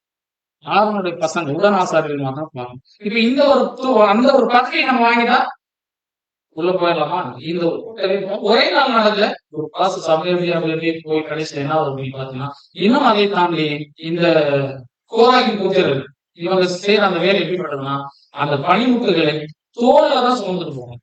அதுதான் ரொம்ப முக்கியம். மத்த லேவியர்கள் புத்திரலாம் இருக்கிறாங்க, அங்க இருக்கக்கூடிய பனிமுட்டுகள் நிறைய இருக்கு. அந்த டென்ட் திரை இதெல்லாம் வண்டி வச்சு தள்ளிட்டு போவோம். ஆனா கோராகின் புத்திரன் முக்கியமான பொருள்களை தான் தோல் மேல சுமந்துட்டு போவோம். இப்ப இந்த இடத்துல இருந்து திருச்சியில இருந்து வாசல் போவாங்க, கரூர் போகுதுன்னு வச்சுங்க. இப்ப கரூர் வண்டியில போனா சீக்கிரம் போறாங்க. அவங்க போய் மத்தவரை என்ன பண்ணிடுவாங்க, பிரகாரம் அதை சுத்தி இருக்கக்கூடிய பனிமுறைகள் எல்லாமே வேலை செஞ்சிருவாங்க. ஆனா அவங்க கோராகின் புத்திரர் கோகாத்தின் புத்திரர் என்ன பண்ணுவோம், உள்ளுக்குள்ள இருக்கிற பனிமுறைகள் என்ன பண்ணுவோம், தோல்ல தான் தூக்கி போகணும். போக எவ்வளவு நாள் ஆகும், அவங்க நடந்து வண்டியில போனாங்க முன்னாடி போயிட்டாங்க, நம்ம போய் ஒரு நாள் ஆகுதுன்னு வச்சுக்கோங்க. இந்த ஒரு நாள் இவங்க வர்ற வரைக்கும் அந்த ஆசிரியப்பு வாழ்க்கிற வேலைகள் செஞ்சிருப்பாங்க. அது பேஸ்டுக்காக இவங்க போனா தான் நடக்கும். ஏன்னா இந்த பொருள்கள் போனா என்ன பண்ண முடியும், வடிப்பின போகணும், தண்ணி தட்டி போகணும், தூபாக்கம் செய்யலாம், போனதான் செய்யணும். ஆனா டென்ட் போட்டு வச்சுருவாங்க. இவங்க போனதான் ஆசிரியப்பு ஃபுல்ஃபில் ஆகும். அப்ப காத்து இருக்கணும். அப்ப எப்படி வேலை இதை யோசிப்பாங்க. அதே இன்னைக்கு நம்ம பொருத்தி பார்த்தோம்னா இந்த கோகாத்தின் புத்திரர்கள் யார் அடையாளப்படுத்துறோம்னா இன்னைக்கு இருக்கக்கூடிய கடைசி கால சபை எப்படின்னா தோல்ல சுமக்கிற நமக்கு இருக்கு. இப்ப கிறிஸ்துவனுடைய சபை நிறைவாயிருக்குதான் ஆகலையா. இப்ப அப்போஸ்தலர் யோவான் நடந்துட்டாங்க, 1878 உயிர்த்தெழுதல் நடந்துச்சு. ஆனா இன்னும் என்ன ஆகல, முழுமையாகல. இன்னும் ஆக்கிய காரணம் என்னன்னா கடைசி ஜனங்க நம்ம போய் சேர்ந்தத என்ன பண்ண முடியும், நம்மள நடந்து போறவங்க நம்ம போனதான் ஆசிரியப்பு கூட ஆக்டிவேட் ஆகும். அப்ப அந்த தோல் மேல சுமந்துட்டு போற வேலை நமக்கு தான் இருக்கு. உடன்படிக்கை பெட்டியை சுமக்கிற வேலை நமக்கு இருக்கு. அந்த கடைசி வம்சாவளி நம்மளாத்தான் இருக்கும். நம்ம நடந்து மெதுவா போய், ஏன்னா நடந்து போனாதான் கொஞ்சம் பேசல போக முடியும். ஒரு சில நேரம் என்ன பண்ணுவோம், நடக்கணும் திரும்பி கூட நம்ம வந்துடுவோம், இடையில லிப்ட் கேட்டாலும் போயிடுவோம். அப்படிலாம் போகக்கூடாது, நடந்து. அப்ப நீங்க பாருங்க, அவங்களோட வேலை ரொம்ப பரிசுத்தமானது, அது ரொம்ப முக்கியமானது. ஆனா அதை மறந்து இந்த ரூபன் கோத்திரத்தோட சேர்ந்துட்டு ஒரு 250 லேவியர்களை அந்த பிரபலியமானவங்களை கூட்டிட்டு மோசைக்கு வருவாங்க. உடனே மோசை என்ன பண்றாரு, ரொம்ப மனசு வந்துட்டாரு. மனசு வந்து உடனே என்ன சொல்றாருன்னா, மோசையை கொஞ்சம் எனக்கு தள்ளிக்கு, இவங்க சொன்னா கேட்க மாட்டாங்க, நான் பாத்துக்கிறேன்னு கடவுள் சொல்றாரு. உடனே மோசை என்ன பண்ணுவாங்க, முகம் குப்பர் விழுந்து, ஐயா அவங்களுக்கு வந்து செஞ்சிடாரு.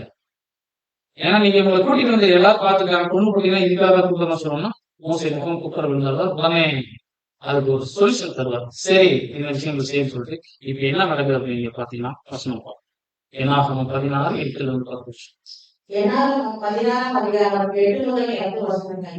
பின்னும் மோசே கோரானை நோக்கி, லேவியின் புத்திரரே கேளுங்கள், கர்த்தருடைய வாசஸ்தலத்தில் பணிவிடைகளை செய்யவும் சபையாரை முன்னின்று அவர்கள் செய்ய வேண்டிய வேலைகளை செய்யவும் உங்களை தமண்டையிலே சேர பண்ணும்படி இஸ்ரவேலின் தேவன் இஸ்ரவேல் சபையாரிலிருந்து உங்களை பிரித்தெடுத்ததும் அவர் உன்னையும் உன்னோட கூட லேவியின் புத்திரராகிய உன்னுடைய எல்லா சகோதரனையும் சேர பண்ணினதும் உங்களுக்கு அற்ப காரியமோ? இப்பொழுது ஆசாரிய பட்டத்தையும் தேடுகிறீர்களோ? சொல்றாரு, இவன் லேவியர்கள் தான், இவங்களை குறிச்சுங்க. நம்மள சாதாரணமான ஜனங்க, நம்மளை கூப்பிட்டு தேவன் இந்த பரிசுத்த வேலை செய்ய கூட்டிட்டு வந்தது சாதாரண விஷயம் நீங்க நினைக்கிறீங்களா? புரியுதுங்களா? லேவியின் புத்திரரே நீங்கள் கேளுங்க, தேவன் உங்களை பிரிச்செடுத்து அவருடைய வேலை செய்ய கூட்டிட்டு வந்துருக்கிறது சாதாரண காரியமா நீங்க நினைக்கிறீங்க, அற்ப காரியமா நினைக்கிறீங்க. அதனாலதான் நீங்க அடுத்த எதையும் தேடுறீங்க, ஆசாரிய பட்டத்தையும் தேடுறீங்க, பிரபலியமாகணும் நீங்க விரும்புறீங்க அப்படின்னு சொல்றாரு. இன்னைக்கு நம்ம பாஷையில சொல்லணும்னா புரிஞ்சுக்கிறதா சொன்னா நீங்க தப்பா நினைச்சுக்க வேணாம். நம்ம வெளியில இருந்தவங்க, காணியாட்சிக்கு புறமானவங்க, உலகத்துல இருந்து சாதாரண தேவன் அச்சரம் இன்னைக்கு வாசித்தவங்க வேத வாசிப்பார் அப்படின்னு மனசுல நம்மளை கூட்டிட்டு வந்து கிறிஸ்துவுக்குள்ளாக ஒரு புது சிருஷ்டியை மாத்தி பரிசுத்த ஸ்தலத்துல உட்கார வச்சிருக்கிறது சாதாரண விஷயமா நம்ம நினைச்சோம் சில நேரம்.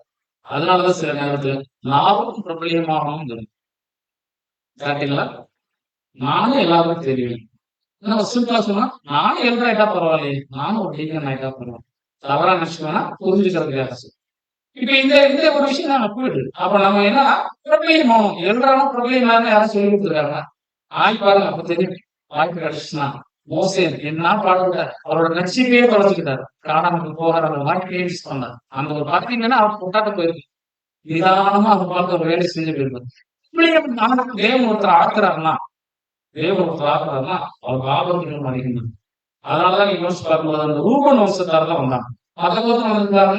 ரூபன் குறிச்சு பாத்தீங்கன்னா அவர் கொடுக்கப்படுற ஆசீர்வாதத்துல யாக்கோபு சொல்வார், ரூபன் நீ ஒரு சிரேஷ்ட புத்திரம், என் சத்துவத்தின் பலம், நீதான் என் முத பையன், ஆனா தண்ணீரை போல தலைமையினபடியா நீ மேன்மை அடையும் அப்படின்னு சொல்லுங்க. அப்ப இன்னைக்கு இந்த பிரபலியம் ஆகிறவங்களுக்கு என்ன வாய்ப்பு இருக்காமா? சடுதியா ரொம்ப சீக்கிரம் கிளம்பிடுவாங்க. அந்த இடத்துக்கு கீழே இறங்கிடும். தேவன் விரும்பாத விஷயத்தை உள்ள கொண்டு வருவோம். ஏன்னா இந்த மண் பாத்திரத்துக்குள்ளதான் என்னத்தை வாங்கிருக்கோம்? பொக்கிஷத்தை வாங்கிருக்கோம். இந்த மண் பாத்திரம் சும்மாவே இருக்காது. நம்மளுடைய முதல் எதிரியை எது தெரியுங்களா? நம்மளுடைய சொந்த மாம்சம். இந்த மாம்சம் சும்மா இருக்குன்னு நினைக்கிறீங்களா? அப்பப்ப என்ன ஆட்டம் காட்டு தெரியுங்களா? அதை கண்ட்ரோல் பண்றது ரொம்ப பெரிய விஷயம். அன்பான சகோதர சோழி, அதனாலதான் இந்த இடத்துல நீங்க கவனிச்சு பார்க்கும்போது உங்களை பிரிச்செடுத்ததே ரொம்ப பெரிய விஷயம். ஆனா நீங்க அர்த்தமா நினைச்சுக்கிறதுனாலதான் பிரபலியமாக அடுத்த வாய்ப்புகள் நீங்க வரீங்க அப்படின்னு உங்க மூசை பேசுற. அப்ப மூசை தமிழ் இன்க்ளூடிங் தான் பேசுற. அவரு யார் தான்? ஒரு லேவியன் தான். ஆனா அன்பான சகோதர சோழி, நமக்கான ஒரு ஆலோசனை என்னன்னா, பேர் எழுதுறாங்க, அவனவன் தன் அழைக்கப்பட்ட நிலைமையிலே என்ன பண்ணுங்க, கர்த்தருக்கு ஊழியம் செய்யுங்கள், அதுவே அதுக்கான பரிசுமே சபைதான் அப்படின்னு தான் சொல்றேன். கரெக்டுங்களா? அன்புக்குரிய சகோதர சொல்றேன். அப்படின்னு ஒரு விஷயம், சபைகள்ல கூட்டத்தை கூட்டி சில சலசலப்புகளை உண்டாக்கி டீம் பிரிக்கிற வேலை செஞ்சிடக்கூடாது. அது இங்க பண்ணாங்க. அது எப்படி சேர்க்கிறாங்க பாருங்க, வேற யாரும் வரக்கூடாது. ரூபன் வம்சத்தா இருந்தா தான் சரியா இருக்கும். ஏன்னா அவங்கதான் அந்த வாய்ப்பை சொல்ல முடியும். இங்க யாரும் சொல்ல பாருங்க, போராது சாதாரண வாழ்க்கையில கூட்டிட்டு வரல, அது பிரபலியமான லேவியர்களில் பிரபலியமான 250 பேர் கூட்டுறாங்க. அப்ப வந்த எல்லாருமே யார் தானா?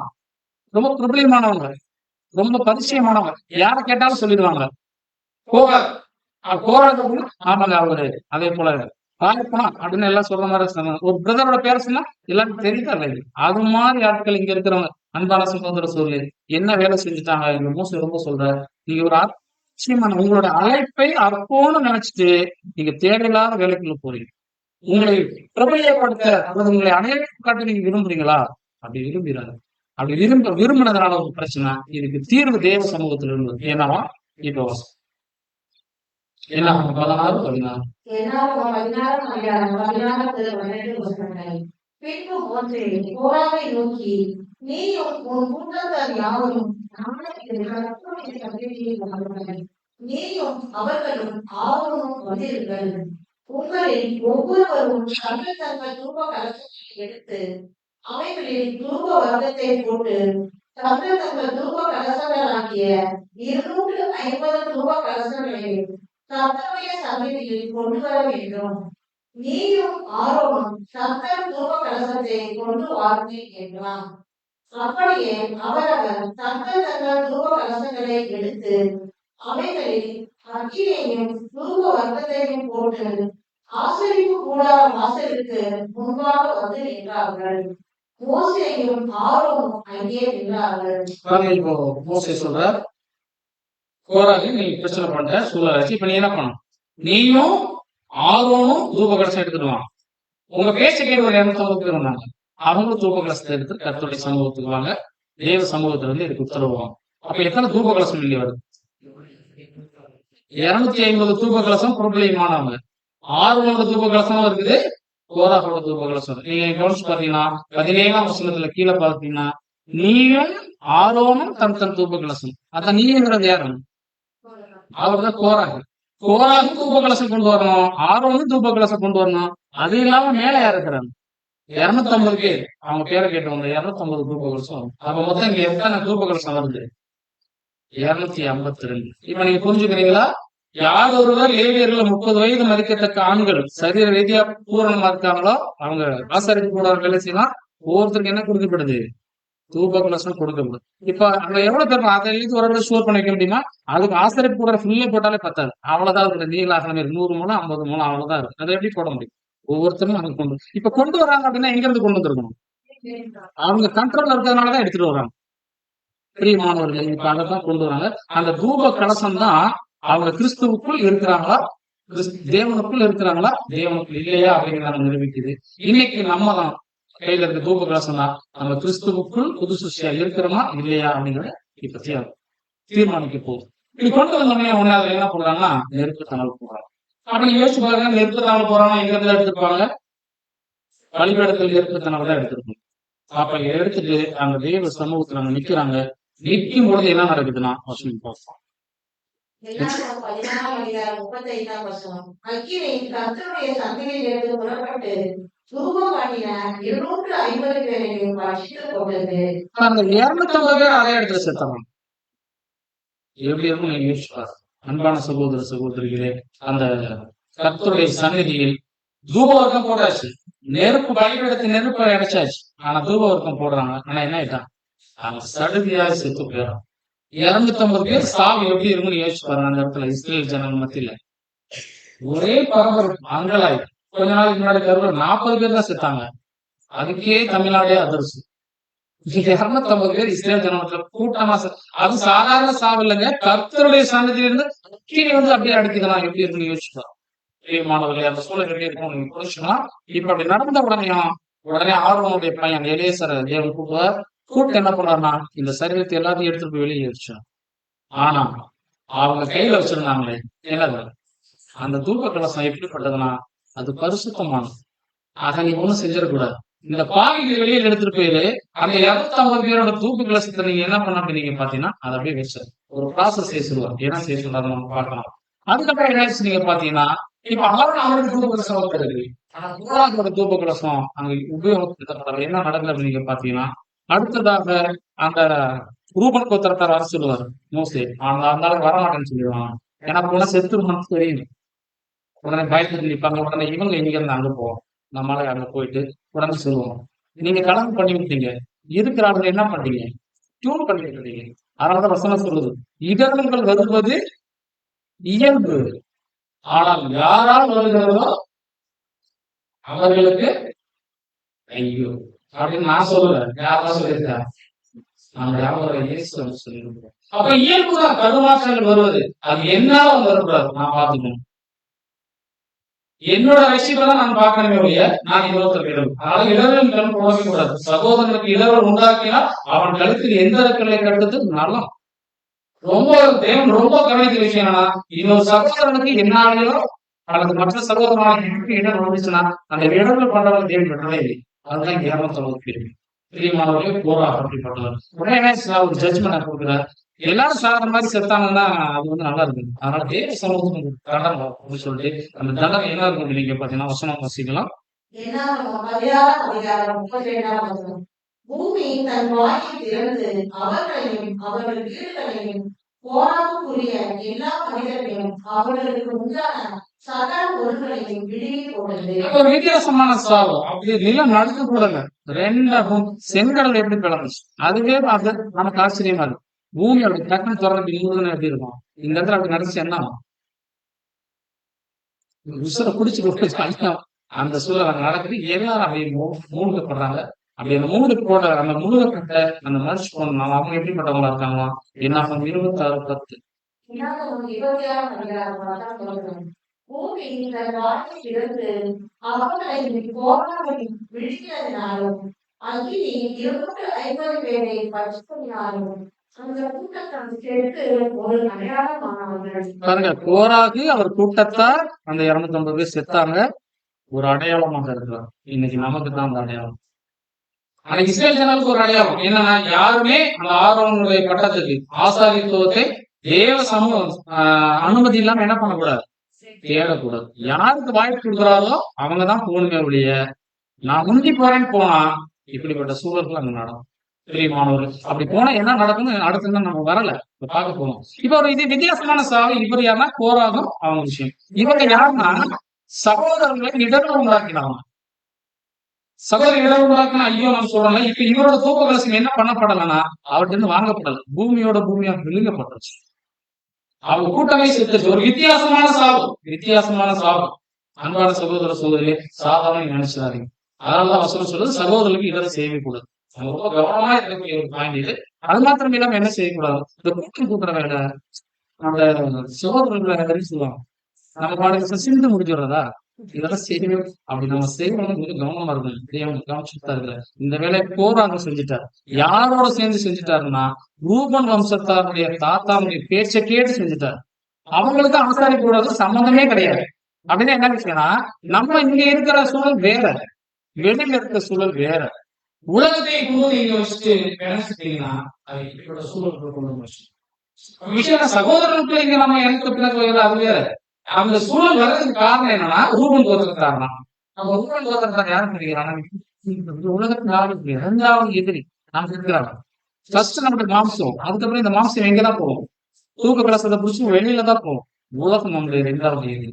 உலகத்தினாலேயே சபைக்குள்ள கொண்டுட்டு வந்துட்டு நம்ம ஆதிக்கம் செலுத்தணும்னு நினைச்சிட்டோம்னா அதுக்கு உதாரணம் பாபிலோன். உலகமும் தேவனும் சேர்ந்ததுனாலதான் அது பாபிலோனாவே மாறுச்சு. அந்த விஷயத்தை இங்க செஞ்சிடவே கூடாது.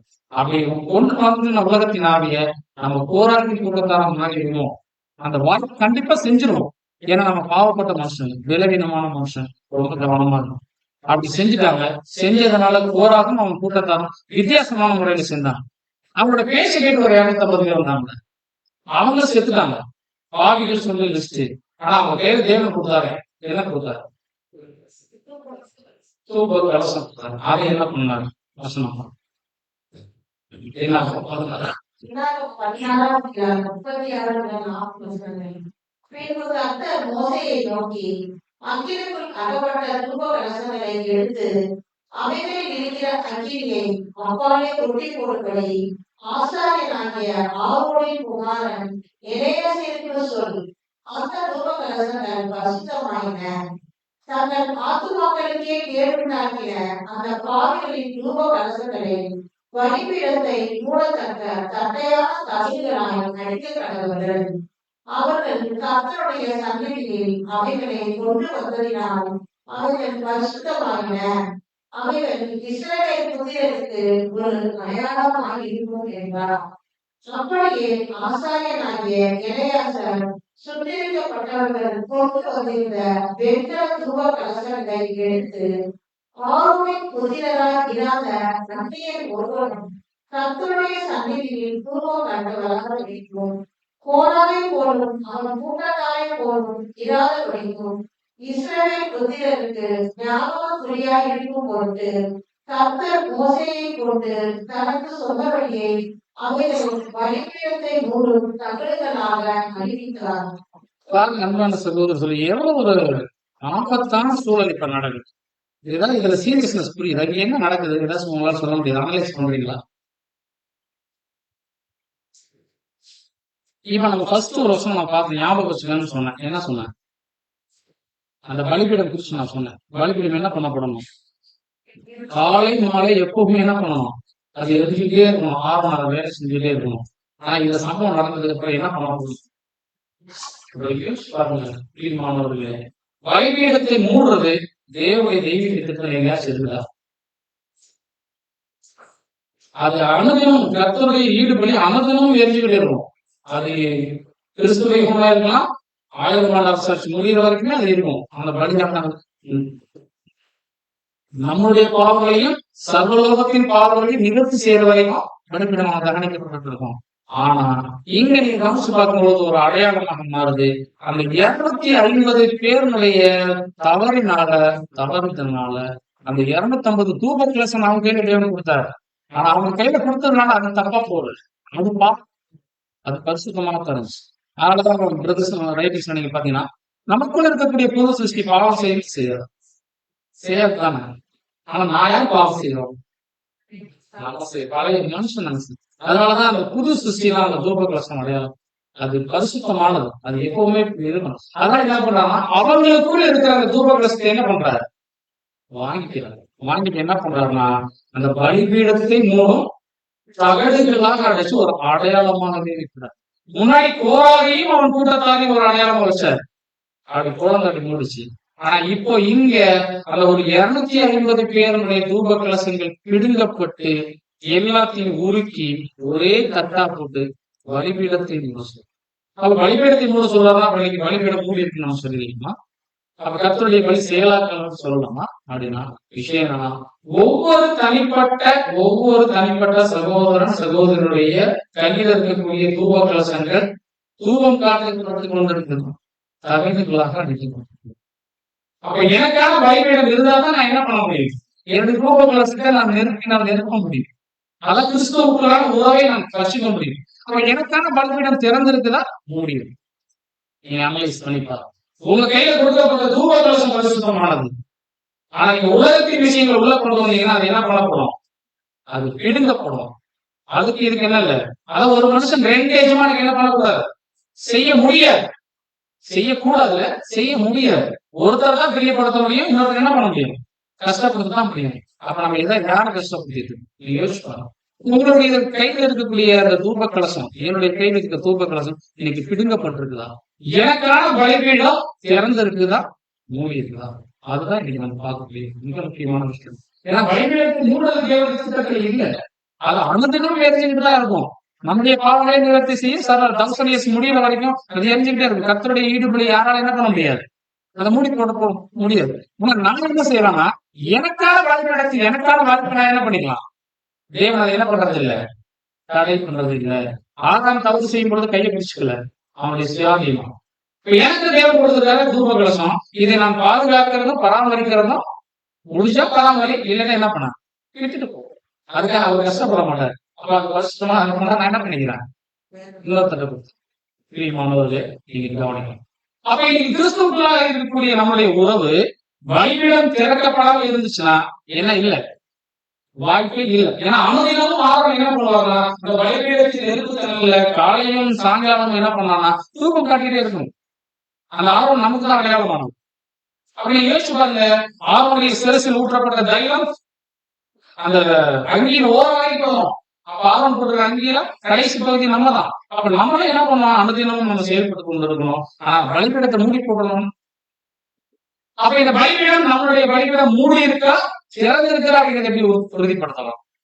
அது ஒரு தனிப்பட்ட விஷயம். இருந்தாலும் அதையும் நம்ம அடையாளமாக நம்ம கண்டுபிடிக்கலாம்.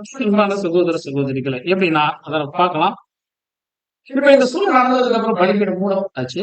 அதுக்கப்புறம் டென்ட் எங்க எடுத்து போனாலும் எதோடதான் எடுத்து போயிருப்பாங்க, அதோட அந்த ஒரு காலப்பகுதி எது அப்படின்னு நீங்க பாத்தீங்கன்னா, இன்னைக்கு நம்ம வாழ்ந்து கொண்டு இருக்கிற லவோதிகேயா காலப்பகுதி தான்.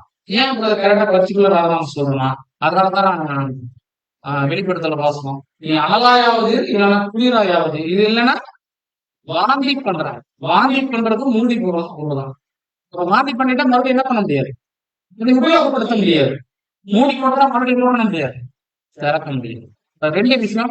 இந்த ஒரு காலப்பகுதி எங்க நடக்குதுன்னா நம்முடைய நாட்கள்ல நடக்கக்கூடிய காலப்பகுதியாக இருக்குது. அப்ப அந்த கோராகின் கூப்பிட்டார் யாருன்னா, இன்னைக்கு இருக்கக்கூடிய அந்த லவோதிகேய காலப்பகுதி நிறைய பேர் இருப்பாங்க. ஏன்னா இவங்கதான் கடைசி நாட்கள். இந்த கோராகின் கூட்டத்தார் போனாதான் என்ன பண்ண முடியும், பழைய அந்த ஆசிரியர் கூடாரமானது அந்த ஒரு காலகட்டத்தில் ஆக்டிவேட் ஆகும். அப்படி சுற்றில திருச்சியில கட்டியிருப்பாங்க, ஆசிரியர் போடுற டென்ட் போட்டிருப்பாங்க. இந்த பொருள்கள் போனாதான் அதை செய்யலாம். அதே போல இன்னைக்கு கடைசி லவோதிகேயா காலப்பகுதியில் இருக்கக்கூடிய பரிசுத்தவான்கள் மகிமை அடைஞ்சாதான் ஒட்டுமொத்த கிறிஸ்தவம் என்ன ஆவாங்க, உலகத்துக்கு அந்த ஆசீர்வாதமான சூழலுக்குள்ள வருவாங்க.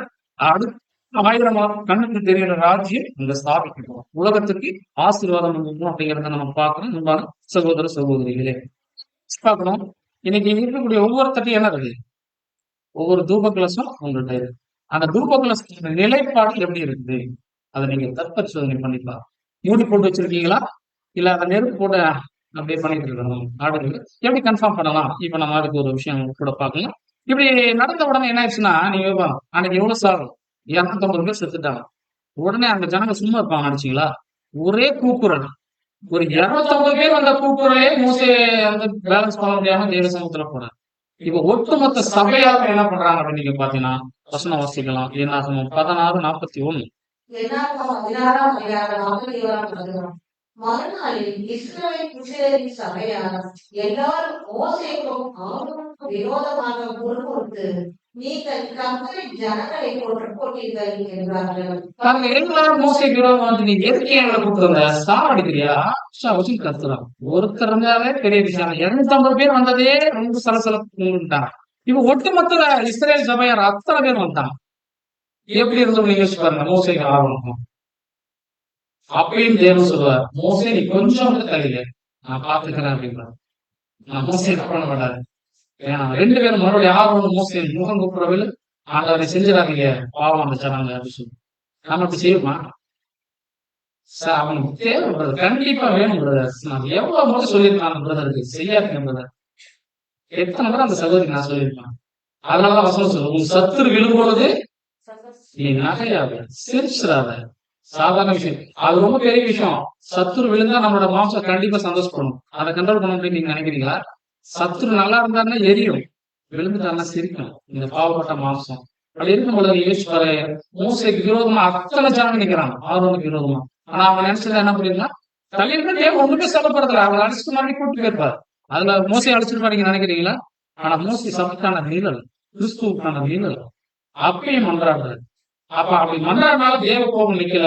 உடனடியாக நாங்க என்ன பண்ணப்படுது அப்படின்னு பாத்தீங்கன்னா, ஒரு மிகப்பெரிய வாதை. நிறைய ஜனம் அப்படி செத்துட்டே இருக்கான். இப்ப அன்னைக்கு 200 பூமி விழுங்கி ஒரு கூட்டம் செத்தாங்க பாத்தீங்களா அந்த டைம்ல. அதை விட இந்த வாதில நிறைய பேர் சாப்பிடறாங்க. மோசை அப்படியே மனசு அடிச்சுக்குது. என்ன பண்றது, சால்வ் பண்ணணும். இப்ப தேவ சமூகத்துல 250 பேர் செத்தாங்க. அங்க ஒரு எப்படி இருக்கும் நீங்க யோசிச்சு பாருங்க. அந்த ஒரே நாள் நடக்குது. அப்பப்ப சாட்சி நடக்குது.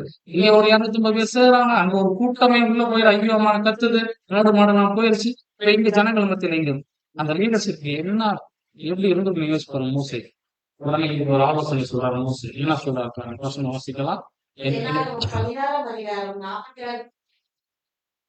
மோசே ஆரோனை, நீ தூப கலசத்தை எடுத்து பலிபீடத்தில் இருக்கிற அக்கினியை அதில் போட்டு அதில் மேல் தூப வர்க்கம் இட்டு சீக்கிரமாய் சமயத்தில் போய் அவர்களுக்காக பாவ நிவர்த்தி செய். கர்த்தருடைய சந்நிதியில் இருந்து கடும் கோபம் புறப்பட்டது, வாதை தொடங்கிற்று என்றார். மோசே சொன்னபடி ஆரோன் அதை எடுத்துக்கொண்டு சபையின் நடுவில் ஓடினான். ஜனங்களுக்குள்ளே வாதை தொடங்கி இருந்தது. அவன் தூப வர்க்கம் போட்டு ஜனங்களுக்காக பாவ நிவர்த்தி செய்து செத்தவர்களுக்கும் உயிரோடு இருக்கிறவர்களுக்கும் நடுவே நின்றான். அப்பொழுது வாதை நிறுத்தப்பட்டது. இந்த வசனம் நீங்க வாசித்துங்க. 16. இந்த சபையை விட்டு பிரித்து போங்கள், ஒரு நிமிஷத்திலே அவர்களை அதமாக்குவேன் என்றார். பார்க்கலாம். இப்ப நீங்க கவனிச்சு பாருங்க அன்புக்குரிய சகோதர சகோதரிகளே. இப்ப முன்னாடி பார்த்தோம் வாதை வந்துருச்சு, ஏன்னா எல்லாரும் இது பண்றாங்க. இப்ப உடனே மோசே ஆலோசனை என்னன்னா ஆரோவை கூப்பிடுறாரு.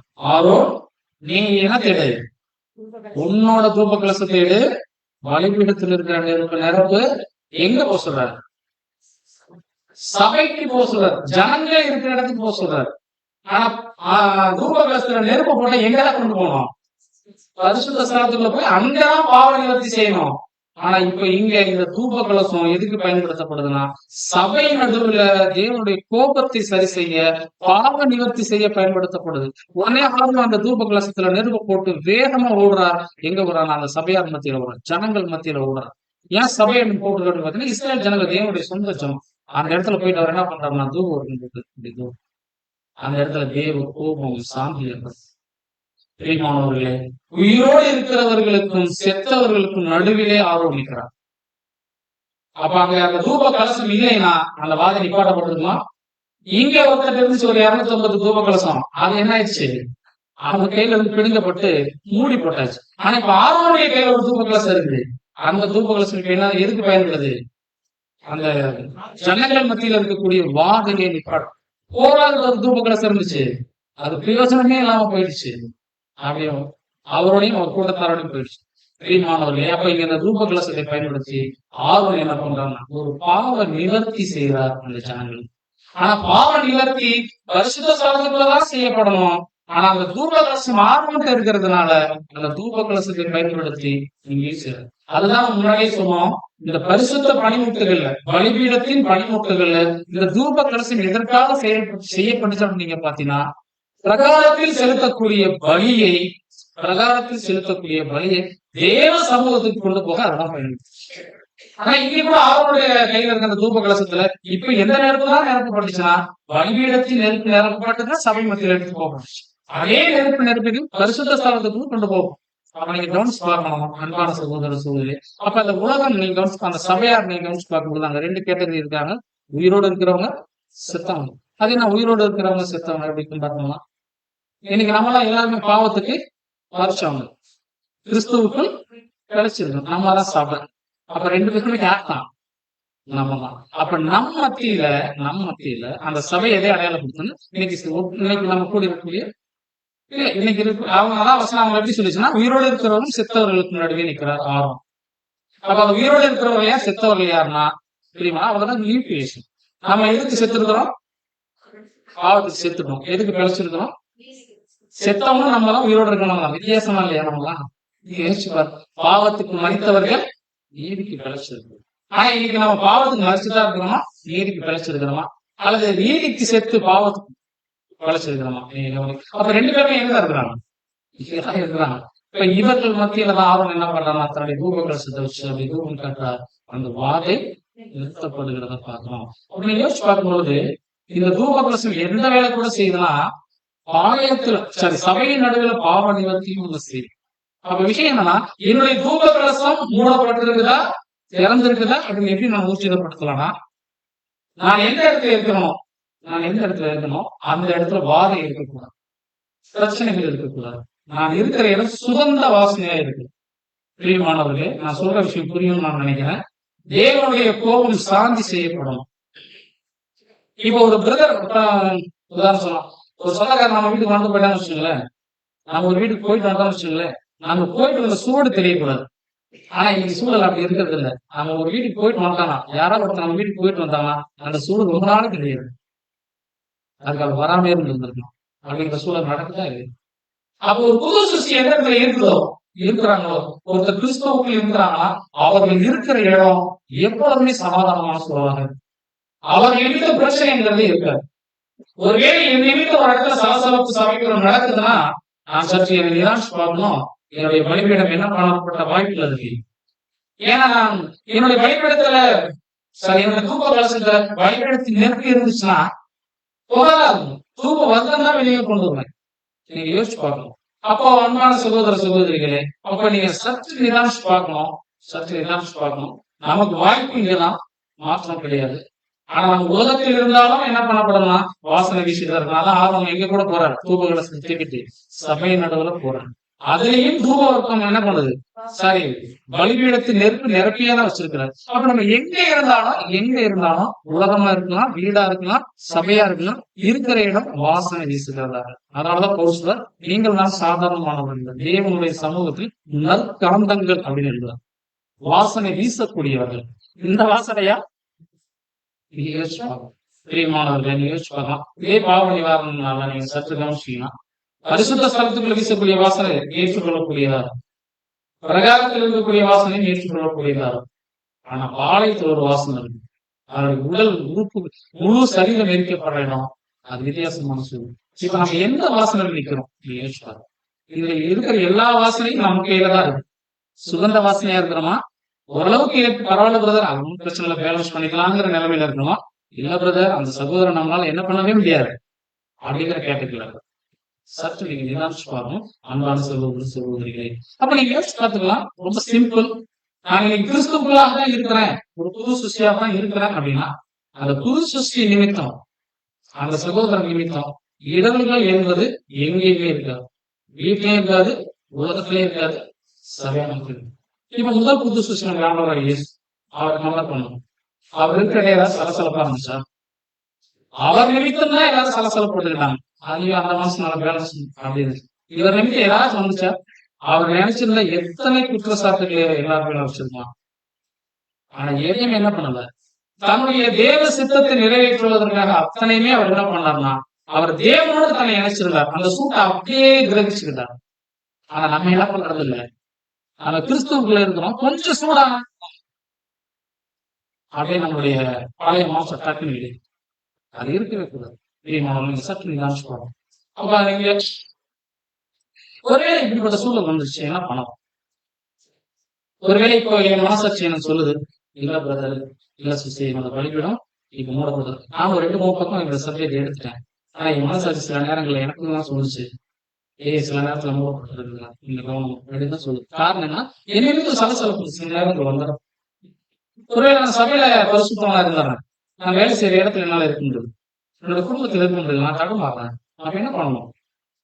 மாணவர்களே, அப்படிப்பட்ட சூழல் இன்னைக்கு நம்ம மனசாட்சி நம்ம முன்னாடி இருந்துச்சுன்னா, அதனாலதான் பவுல் சொல்றாரு, அவனவன் தன்னைத்தானே சோதித்து பார்க்கணும். மத்தவங்களை சோதிச்சு பார்க்கறாங்க. இந்த சொல்ற விஷயம் எல்லாமே என் பக்கத்துல இருக்க பிரதர்ட்ட, என் பின்னாடி இருக்க பிரதர்ட்ட இருக்குன்னு நம்ம நினைச்சிருக்கோம். கரெக்டுங்களா? இது கிறிஸ்தவத்தினுடைய மிகப்பெரிய ஒரு புது சிருஷ்டிக்கான அருமையான ரூல் என்னன்னா, அவனவன் தன்னை பரிசோதித்து பார்க்கணும். இல்லைன்னா என்ன ஆச்சு தெரியுங்களா? இந்த மேலான வாழ்க்கை குறைச்சிடும். அந்த தூப கலசம் நம்ம சரீர ரீதியா போறோம் தான். ஏன்னா கிறிஸ்து நமக்கு என்ன பண்றாருன்னா, அவருடைய நீதியின் சால்வை போட்டு நம்ம பர்ஃபெக்ஷன் பண்ணிட்டாரு. அதனாலதான் தூப கலசம் நமக்கு கொடுக்கப்பட்டுச்சு. ஆனா அதை தொலைச்சிட்டோம்னா, விட்டுட்டோம்னா, அன்பான சகோதர சகோதரி, அது நம்மதான் காரணமே ஒழிய வேற யாரையும் நம்ம குறை சொல்லவே வாய்ப்பே அங்க இல்லை அப்படிங்கறத பார்க்கணும். ஒருவேளை அப்படி உணர்த்தப்பட்டுச்சுன்னா நம்ம என்ன செய்யலாம் அப்படின்னு பாத்தீங்கன்னா வசனம் வாசிக்கலாம். என்னாகும் 16:29-22. இந்த சபையை விட்டு விலகி போங்கள். ஒரு நிமிஷத்திலே அவர்களை அகமாக்குவேன் என்றார்.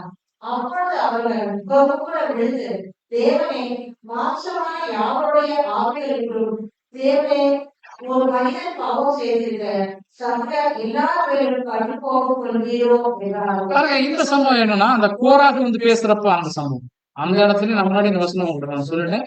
முகம் குப்பர் விழுந்தார். அடுத்த வசனம், இந்த சபையாரை விட்டு விலகி போங்கள். ஒரு நிமிஷத்திலே அவர்களை அகமாக்குவேன் என்றார். அவர்கள் முகம் கூட விழுந்தார்கள். இந்த இடத்துல மோசே சபையாரையும் காப்பாத்துறார், அங்க இருக்கவங்களே அந்த விஷயத்துக்காக. அப்ப இந்த இடத்துல ஒருவேளை நம்மளுடைய பலிபீடம் மூடப்பட்டது போல உணர்த்தப்பட்டா இதுல ஒண்ணுமே செய்ய வேண்டிய அவசியம் இல்லை, ஒண்ணுமே செய்ய முடியாது. என்னதான் பண்ணா தேவ சமூகத்தில் சரணத்தை தவிர பலிபீடத்தின் கொம்புகளை பிடிக்கிறத தவிர வழியே கிடையாது. பலிபீடத்தின் கொம்பை பிடிச்சா குறைச்சிக்கலாம் அப்படிங்கிற தைரியத்திலையும் பிடிச்சக்கூடாது. பிடிச்சாலும் சில நேரத்துல சாவு ஊட்டணும் போராக போல, அதுலயும் கவனம் இருக்கணும். பிரியமானது அந்த இருதயபூர்வமான அந்த என்ன இருக்கணும் அப்படின்னு பாத்தீங்கன்னா மனம் நோக்குதல் அங்க இருக்கும். அதை விட்டு விடுதல் அங்க இருக்கும். அன்பான சகோதர சகோதரியே, இது மோசேட்டு இருந்து நம்ம கத்துக்கணும், ஆர்வத்துல இருந்து கத்துக்கணும். இதை நம்மளுடைய ஆண்டவரை இயேசுல இருந்து கத்துக்கணும். அவர் நமக்காக என்ன பண்றாரு? தெரிந்து பேசுகிறவராக ஒரு மனுஷன் தான் தப்பு பண்றாரு, அது ஒட்டுமொத்த ஜனங்களையும் அழிச்சிடறேன் அப்படின்னு சொல்லி. அதே போலதான் நம்ம ஆண்டவரை இயேசு கிறிஸ்து அந்த ஊமையில நம்ம பார்ப்போம். ஒரு மரம் கனியே கொடுக்கல, எஜமான் சொல்லிட்டாரு, பிரயோஜனம் இல்லாத நம்ம என்ன பண்ண வேண்டியது, இடத்துக்கு கேடா இருக்கு தூக்கி போட்டு அப்படின்னு சொல்லுவோம். வீட்டுல நம்ம கூட சொல்லுவோம் பசங்களை, எதுக்கு இருக்கிற உணத்துக்கு உதவல, எனக்கு சாப்பாடு தான் என்ன பேசாம என்ன பண்ணிது இன்னும் போயிட்டு சொல்றோமா இல்லைங்களா? அப்படி சொன்ன உடனே நம்மளா இருந்தா என்ன பண்ணிருப்போம்? ஆனா அந்த வேலைக்காரர் ஒண்ணு சொல்லுவோம், ஏன்னா எஜமான் விடுங்க, ஒரு வருஷம் டைம் கொடுங்க, நான் என்ன பண்றேன் அது சில பராமரிப்புகள் நான் செஞ்சு பாக்குறேன், ஒருவேளை பண்ணி கொடுக்கலனா அப்புறம் வேணா வெட்டிக்கலாம். அந்த வாய்ப்பு தான் மோசே இஸ்ரேல் ஜனங்கள்கிட்ட வாங்கி கொடுத்தாரு. அதே போல இன்னைக்கு நமக்கு யார் வாங்கி தராங்கன்னா, ஏன்னா நம்ம அவருக்குள்ளதான் என்ன பண்ணப்பட்டிருக்கோம், கிறிஸ்துவுக்குள்ளாக இணைக்கப்பட்டிருக்கணும். அப்ப அதோட மிக முக்கியத்துவமான வேலை யார் சார்ந்தது? மோசை எந்த இடத்துல முறையிட்டாருன்னா மோசை தான் லீடர்ஷிப் பண்ணி கூட்டிட்டு போறாரு. ஒட்டுமொத்த ஜனங்களுடைய உத்தரவாதம் யார் தான்? மோசை தான். தேவன் அதனாலதான் கூட்டிட்டு வந்தார். இப்ப நம்மளை மீட்டெடுக்கிற வேலையை தேவன் யார்கிட்ட கொடுத்துட்டாருன்னா கிறிஸ்துவ கொடுத்துட்டாரு. அதனால அவரோட பலியை இணைக்கப்பட்டிருக்கோம். நமக்குள்ள இந்த ஒரு உணர்வுகள் இருந்துச்சுன்னா கண்டிப்பா நம்முடைய கிறிஸ்துவ நீங்க சொல்லும் பொழுது அவர் தேவன் நமக்கு என்ன பண்ணிட்டுவாருன்னா அந்த வாய்ப்பை மறுபடியும் ரினியூ பண்ணுவார். இல்ல விட்டுறலாம், இன்னும் ஒரு முறை நமக்கு அந்த வாய்ப்பு கொடுக்கலாம். அதனால வருஷம் வருஷம் இந்த வாய்ப்பை நம்ம எதிர்பார்த்திடக்கூடாது. அது என்ன ஆகுதுன்னா அந்த நேரத்துல அந்த சமயத்துல தேவன் நமக்கு உணர்த்துறாங்க, அந்த சமயத்துல நம்ம எடுத்து உடனே ரினியூ பண்ணும். அப்படி இல்லைன்னு வச்சுக்கோங்களேன். அப்ப இந்த விஷயம் எப்படி இருக்குன்னா, நம்மளுடைய மொபைல் வந்து ஹேங் ஆயிடுச்சு, ரொம்ப ஸ்லோவா தான் போயிட்டு அப்படின்னு நம்ம என்ன பண்ணுவோம், உடனே ஒரு ரீசார்ட் அடிப்போம். அதுதான் இன்னைக்கு நம்ம செய்யறது. இந்த ரீசார்ட் பண்ணிட்டீங்கன்னா நம்மளுடைய மொபைல் ஆட்டோமேட்டிக். அது மாத்திரம் இல்ல, தேவையில்லாத ஆப்ல என்ன பண்ணணும் எடுத்து பண்ணாதான் அந்த மொபைல் வேலை செய்யும். இல்லைன்னா என்ன பண்ணாது, நீங்க ரீசார்ட் அடிச்சாலும் மறுபடியும் ஹேங் ஆகும். அப்ப நம்மளாம் ஹேங் ஆகி தான் நிக்கிறோம் அந்த நேரத்துல. அதுல எந்த மாற்றமும் கிடையாது, யாரும் அதுக்கு விதிவிலக்கு கிடையாது. இங்க இருந்தாலும் சரி, அங்க இருந்தாலும் சரி. ஆனா தேவ சமூகத்துல நம்ம என்ன பண்ணலாம், ரீசார்ட் அந்த வாய்ப்பு இன்னைக்கு தேவன் கொடுத்துருக்காங்க.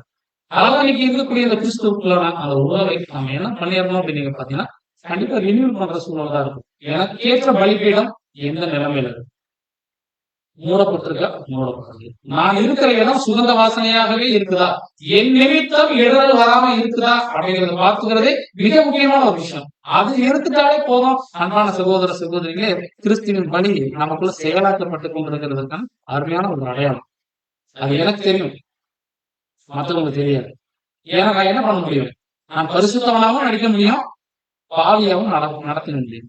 ஏன்னா எனக்கு என்ன இருக்கு நீங்க பாருங்க, 2 வகையான குணாதிசயங்கள் இந்த இடத்துல நீங்க பரிசுத்தவனா. அதனாலதான் நீங்க திங்கட்கிழமை கால தியானம் வாசித்தீங்கன்னா பரிசுத்தவான்கள் மத்தியில் நீங்க எப்படி நடந்துக்கிறீங்களோ அப்படியே மற்ற ஜனங்கள் மத்தியிலும் நீங்க நடந்துக்கணும் அப்படின்னு சொல்லு. அதுக்கு உதாரணம் என்ன சொல்லிருக்காங்கன்னு பாத்தீங்கன்னா, ஸ்திரீகள் பத்தி பேசுறோம். ஆணா இருந்தா அப்படி இருக்கணும், பெண்ணா இருந்தா அப்படி.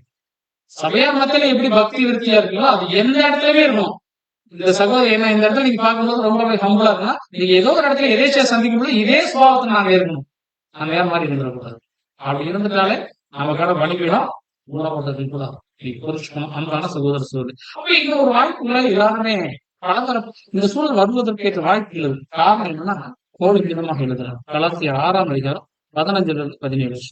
18 முதல் 17 கிறிஸ்து இயேசுவுக்குள் விருத்த சேதனம் ஒன்றுமில்லை, விருத்த சேதனம் இல்லாமல் ஒன்றுமில்லை, புது சிருஷ்டியே காரியம். இந்த பிரமாணத்தின்படி நடந்து வருகிறவர்கள் எவர்களோ அவர்களுக்கும் தேவனுடைய இஸ்ரவேலருக்கும் சமாதானமும் இரக்கமும் உண்டாயிருப்பதாக. சொல்றது கிறிஸ்து இயேசுவுக்குள்ளாக விருத்த சேதனம் ஒன்றுமில்லை, விருத்த சேதனம் எல்லாமே ஒன்றுமில்லை, யூதன் என்றும் இல்லை, கிரேக்கன் என்று இல்லை, ஆண் என்று இல்லை, பெண் என்று இல்லை, எல்லாம் பலதரப்பட்ட ஜனங்கள் தான் இந்த வாய்ப்புல வந்திருக்கு. இப்ப இங்க இருக்கிற எல்லாருமே எல்லாம் ஒரே ஜனங்கள், ஒரே ரத்த சம்பந்தமானவங்களும் கிடையாது. மாம்சத்திலே எல்லாம் வித்தியாசமானவங்க. ஆனா எப்படி வந்திருக்கோம்னா புது சிருஷ்டி என்கிற ஒரு காரியத்தினால நம்ம எல்லாரும் என்ன பண்ணப்பட்டிருக்கோம், இணைக்கப்பட்டிருக்கும். அப்ப இந்த புது சிருஷ்டிங்கிற காரியத்துல இணைக்கப்பட்டா அவங்களுக்கு சில பிரமாணம் இருக்கு. அந்த புது சிருஷ்டிக்கு சில பிரமாணம் இருக்கு. அதெல்லாம் வசனம் சொல்லுது, இந்த பிரமாணத்தின்படி நடந்து வருகிறவர்கள் எவர்களும் அவங்களுக்கு என்ன பண்ணணும், இரக்கமும் இஸ்ரேலுக்கு சமாதானமும் இரக்கமும் உண்டாயிருக்கு. எந்த பிரமாணம்? அடுத்த வருஷம் இனிமேல் ஒருவன் எனக்கு வருத்தம் உண்டாகாதிருப்பானாக. கர்த்தராகிய இயேசுவினுடைய அடையாளங்களை நான் என் சரீரத்திலே கற்றுக் கொண்டிருக்கிறேன். யாரும் என்னை கஷ்டப்படுத்தாதீங்கப்பா. காரணம் என்னன்னா, ஏற்கனவே என்னோட உடம்புல என்ன இருக்கு, கிறிஸ்துவ அச்ச அடையாளம் அப்படின்னு என்ன இருக்கு. கிறிஸ்துவ நிமித்தமே நான் என் சரீரத்தை ரொம்ப கண்ட்ரோல் பண்ணிட்டு இருக்கிறேன். அதோட அடையாளங்கள் என்னோட சரீரத்துல தெரியும். உண்மையாலுமே அவரோட சரீரத்துல இருந்துச்சு. அப்படியே ரொம்ப வித்தியாசமான சூழலுக்கு போயிட்டாரு. அந்த மகிமையான கர்த்தரை பார்த்ததுனால கூண்டு விழுந்து ஒரு மாதிரி அவரோட சரீர தோற்றமே வித்தியாசமா இருந்துச்சு. பிரியமானவர்களை நீங்க யோசிச்சு பாருங்க. அப்ப ஒவ்வொரு புது சிருஷ்டியும் ஆல்ரெடி என்ன பண்றாங்கன்னா கிறிஸ்துவனுடைய பலியில தன்னை இணைச்சிட்டு அதற்கேற்ற ஒரு வாழ்க்கை வாழ்றாங்க. அதுவே பெரிய என்ன சொல்லுவோம், செய்ய முடியாது. ஏன்னா சாதாரண மனுஷன், பாவப்பட்ட மனுஷன்கள் பரலோகத்தின் பிரதிநிதிகளாக இந்த பூமியில வாழ்றது சாதாரண விஷயமா? அதுவே அந்த கஷ்டமே அவங்களுக்கு இருக்கிறப்போ இன்னொருத்தரை நீங்க என்ன பண்ணிட வேணாம், அவரை நீங்க வருத்தப்படுத்திடணும். அவங்களே ரொம்ப ஹம்பலா எழுதுறாருன்னா அவங்களாலே பேலன்ஸ் பண்ண முடியலையா? அங்க இருந்த சபையை அப்போ அவரை வருத்தப்படுத்தணும். அவருடைய நிருபங்கள் நீங்க வாசித்தீங்கன்னு தெரியும். ஆல்ரெடி ஏற்கனவே எனக்கு ஒரு வருத்தம் இருக்கு. அது அவர் என்ன சொல்றா, கஷ்டமா சொல்லல, ஏற்கனவே என் மேல ஒரு அடையாளங்கள் இருக்கு. கிறிஸ்துவுக்காக நான் என்ன பண்றேன், என் சரீரத்தை நான் ஊக்கி கீழ்படுத்துறேன். இதுல நீங்க வேற ஏன்னா அதிக பொழுது என் மேல சுமத்துறீங்க. ஏன்னா என்னோட ஓட்டம் இறுக்கமான வழி. நீங்க புரிச்சுக்கீங்கன்னு நினைக்கிறேன் வசனத்து விஷயம். எனக்கு தெரிஞ்ச நாலேஜ் நான் இந்த இடத்துல எக்ஸ்பிளைன் பண்றேன், நீங்க புரிச்சுக்கீங்க. அப்ப ஒவ்வொரு சகோதரன் சகோதரியும் ஆல்ரெடி சிலுவையை தூக்கிட்டு தான் இருக்கிறாங்க. மறுபடியும் இன்னொரு சிலுவை நீங்க என்ன பண்ணிடாது.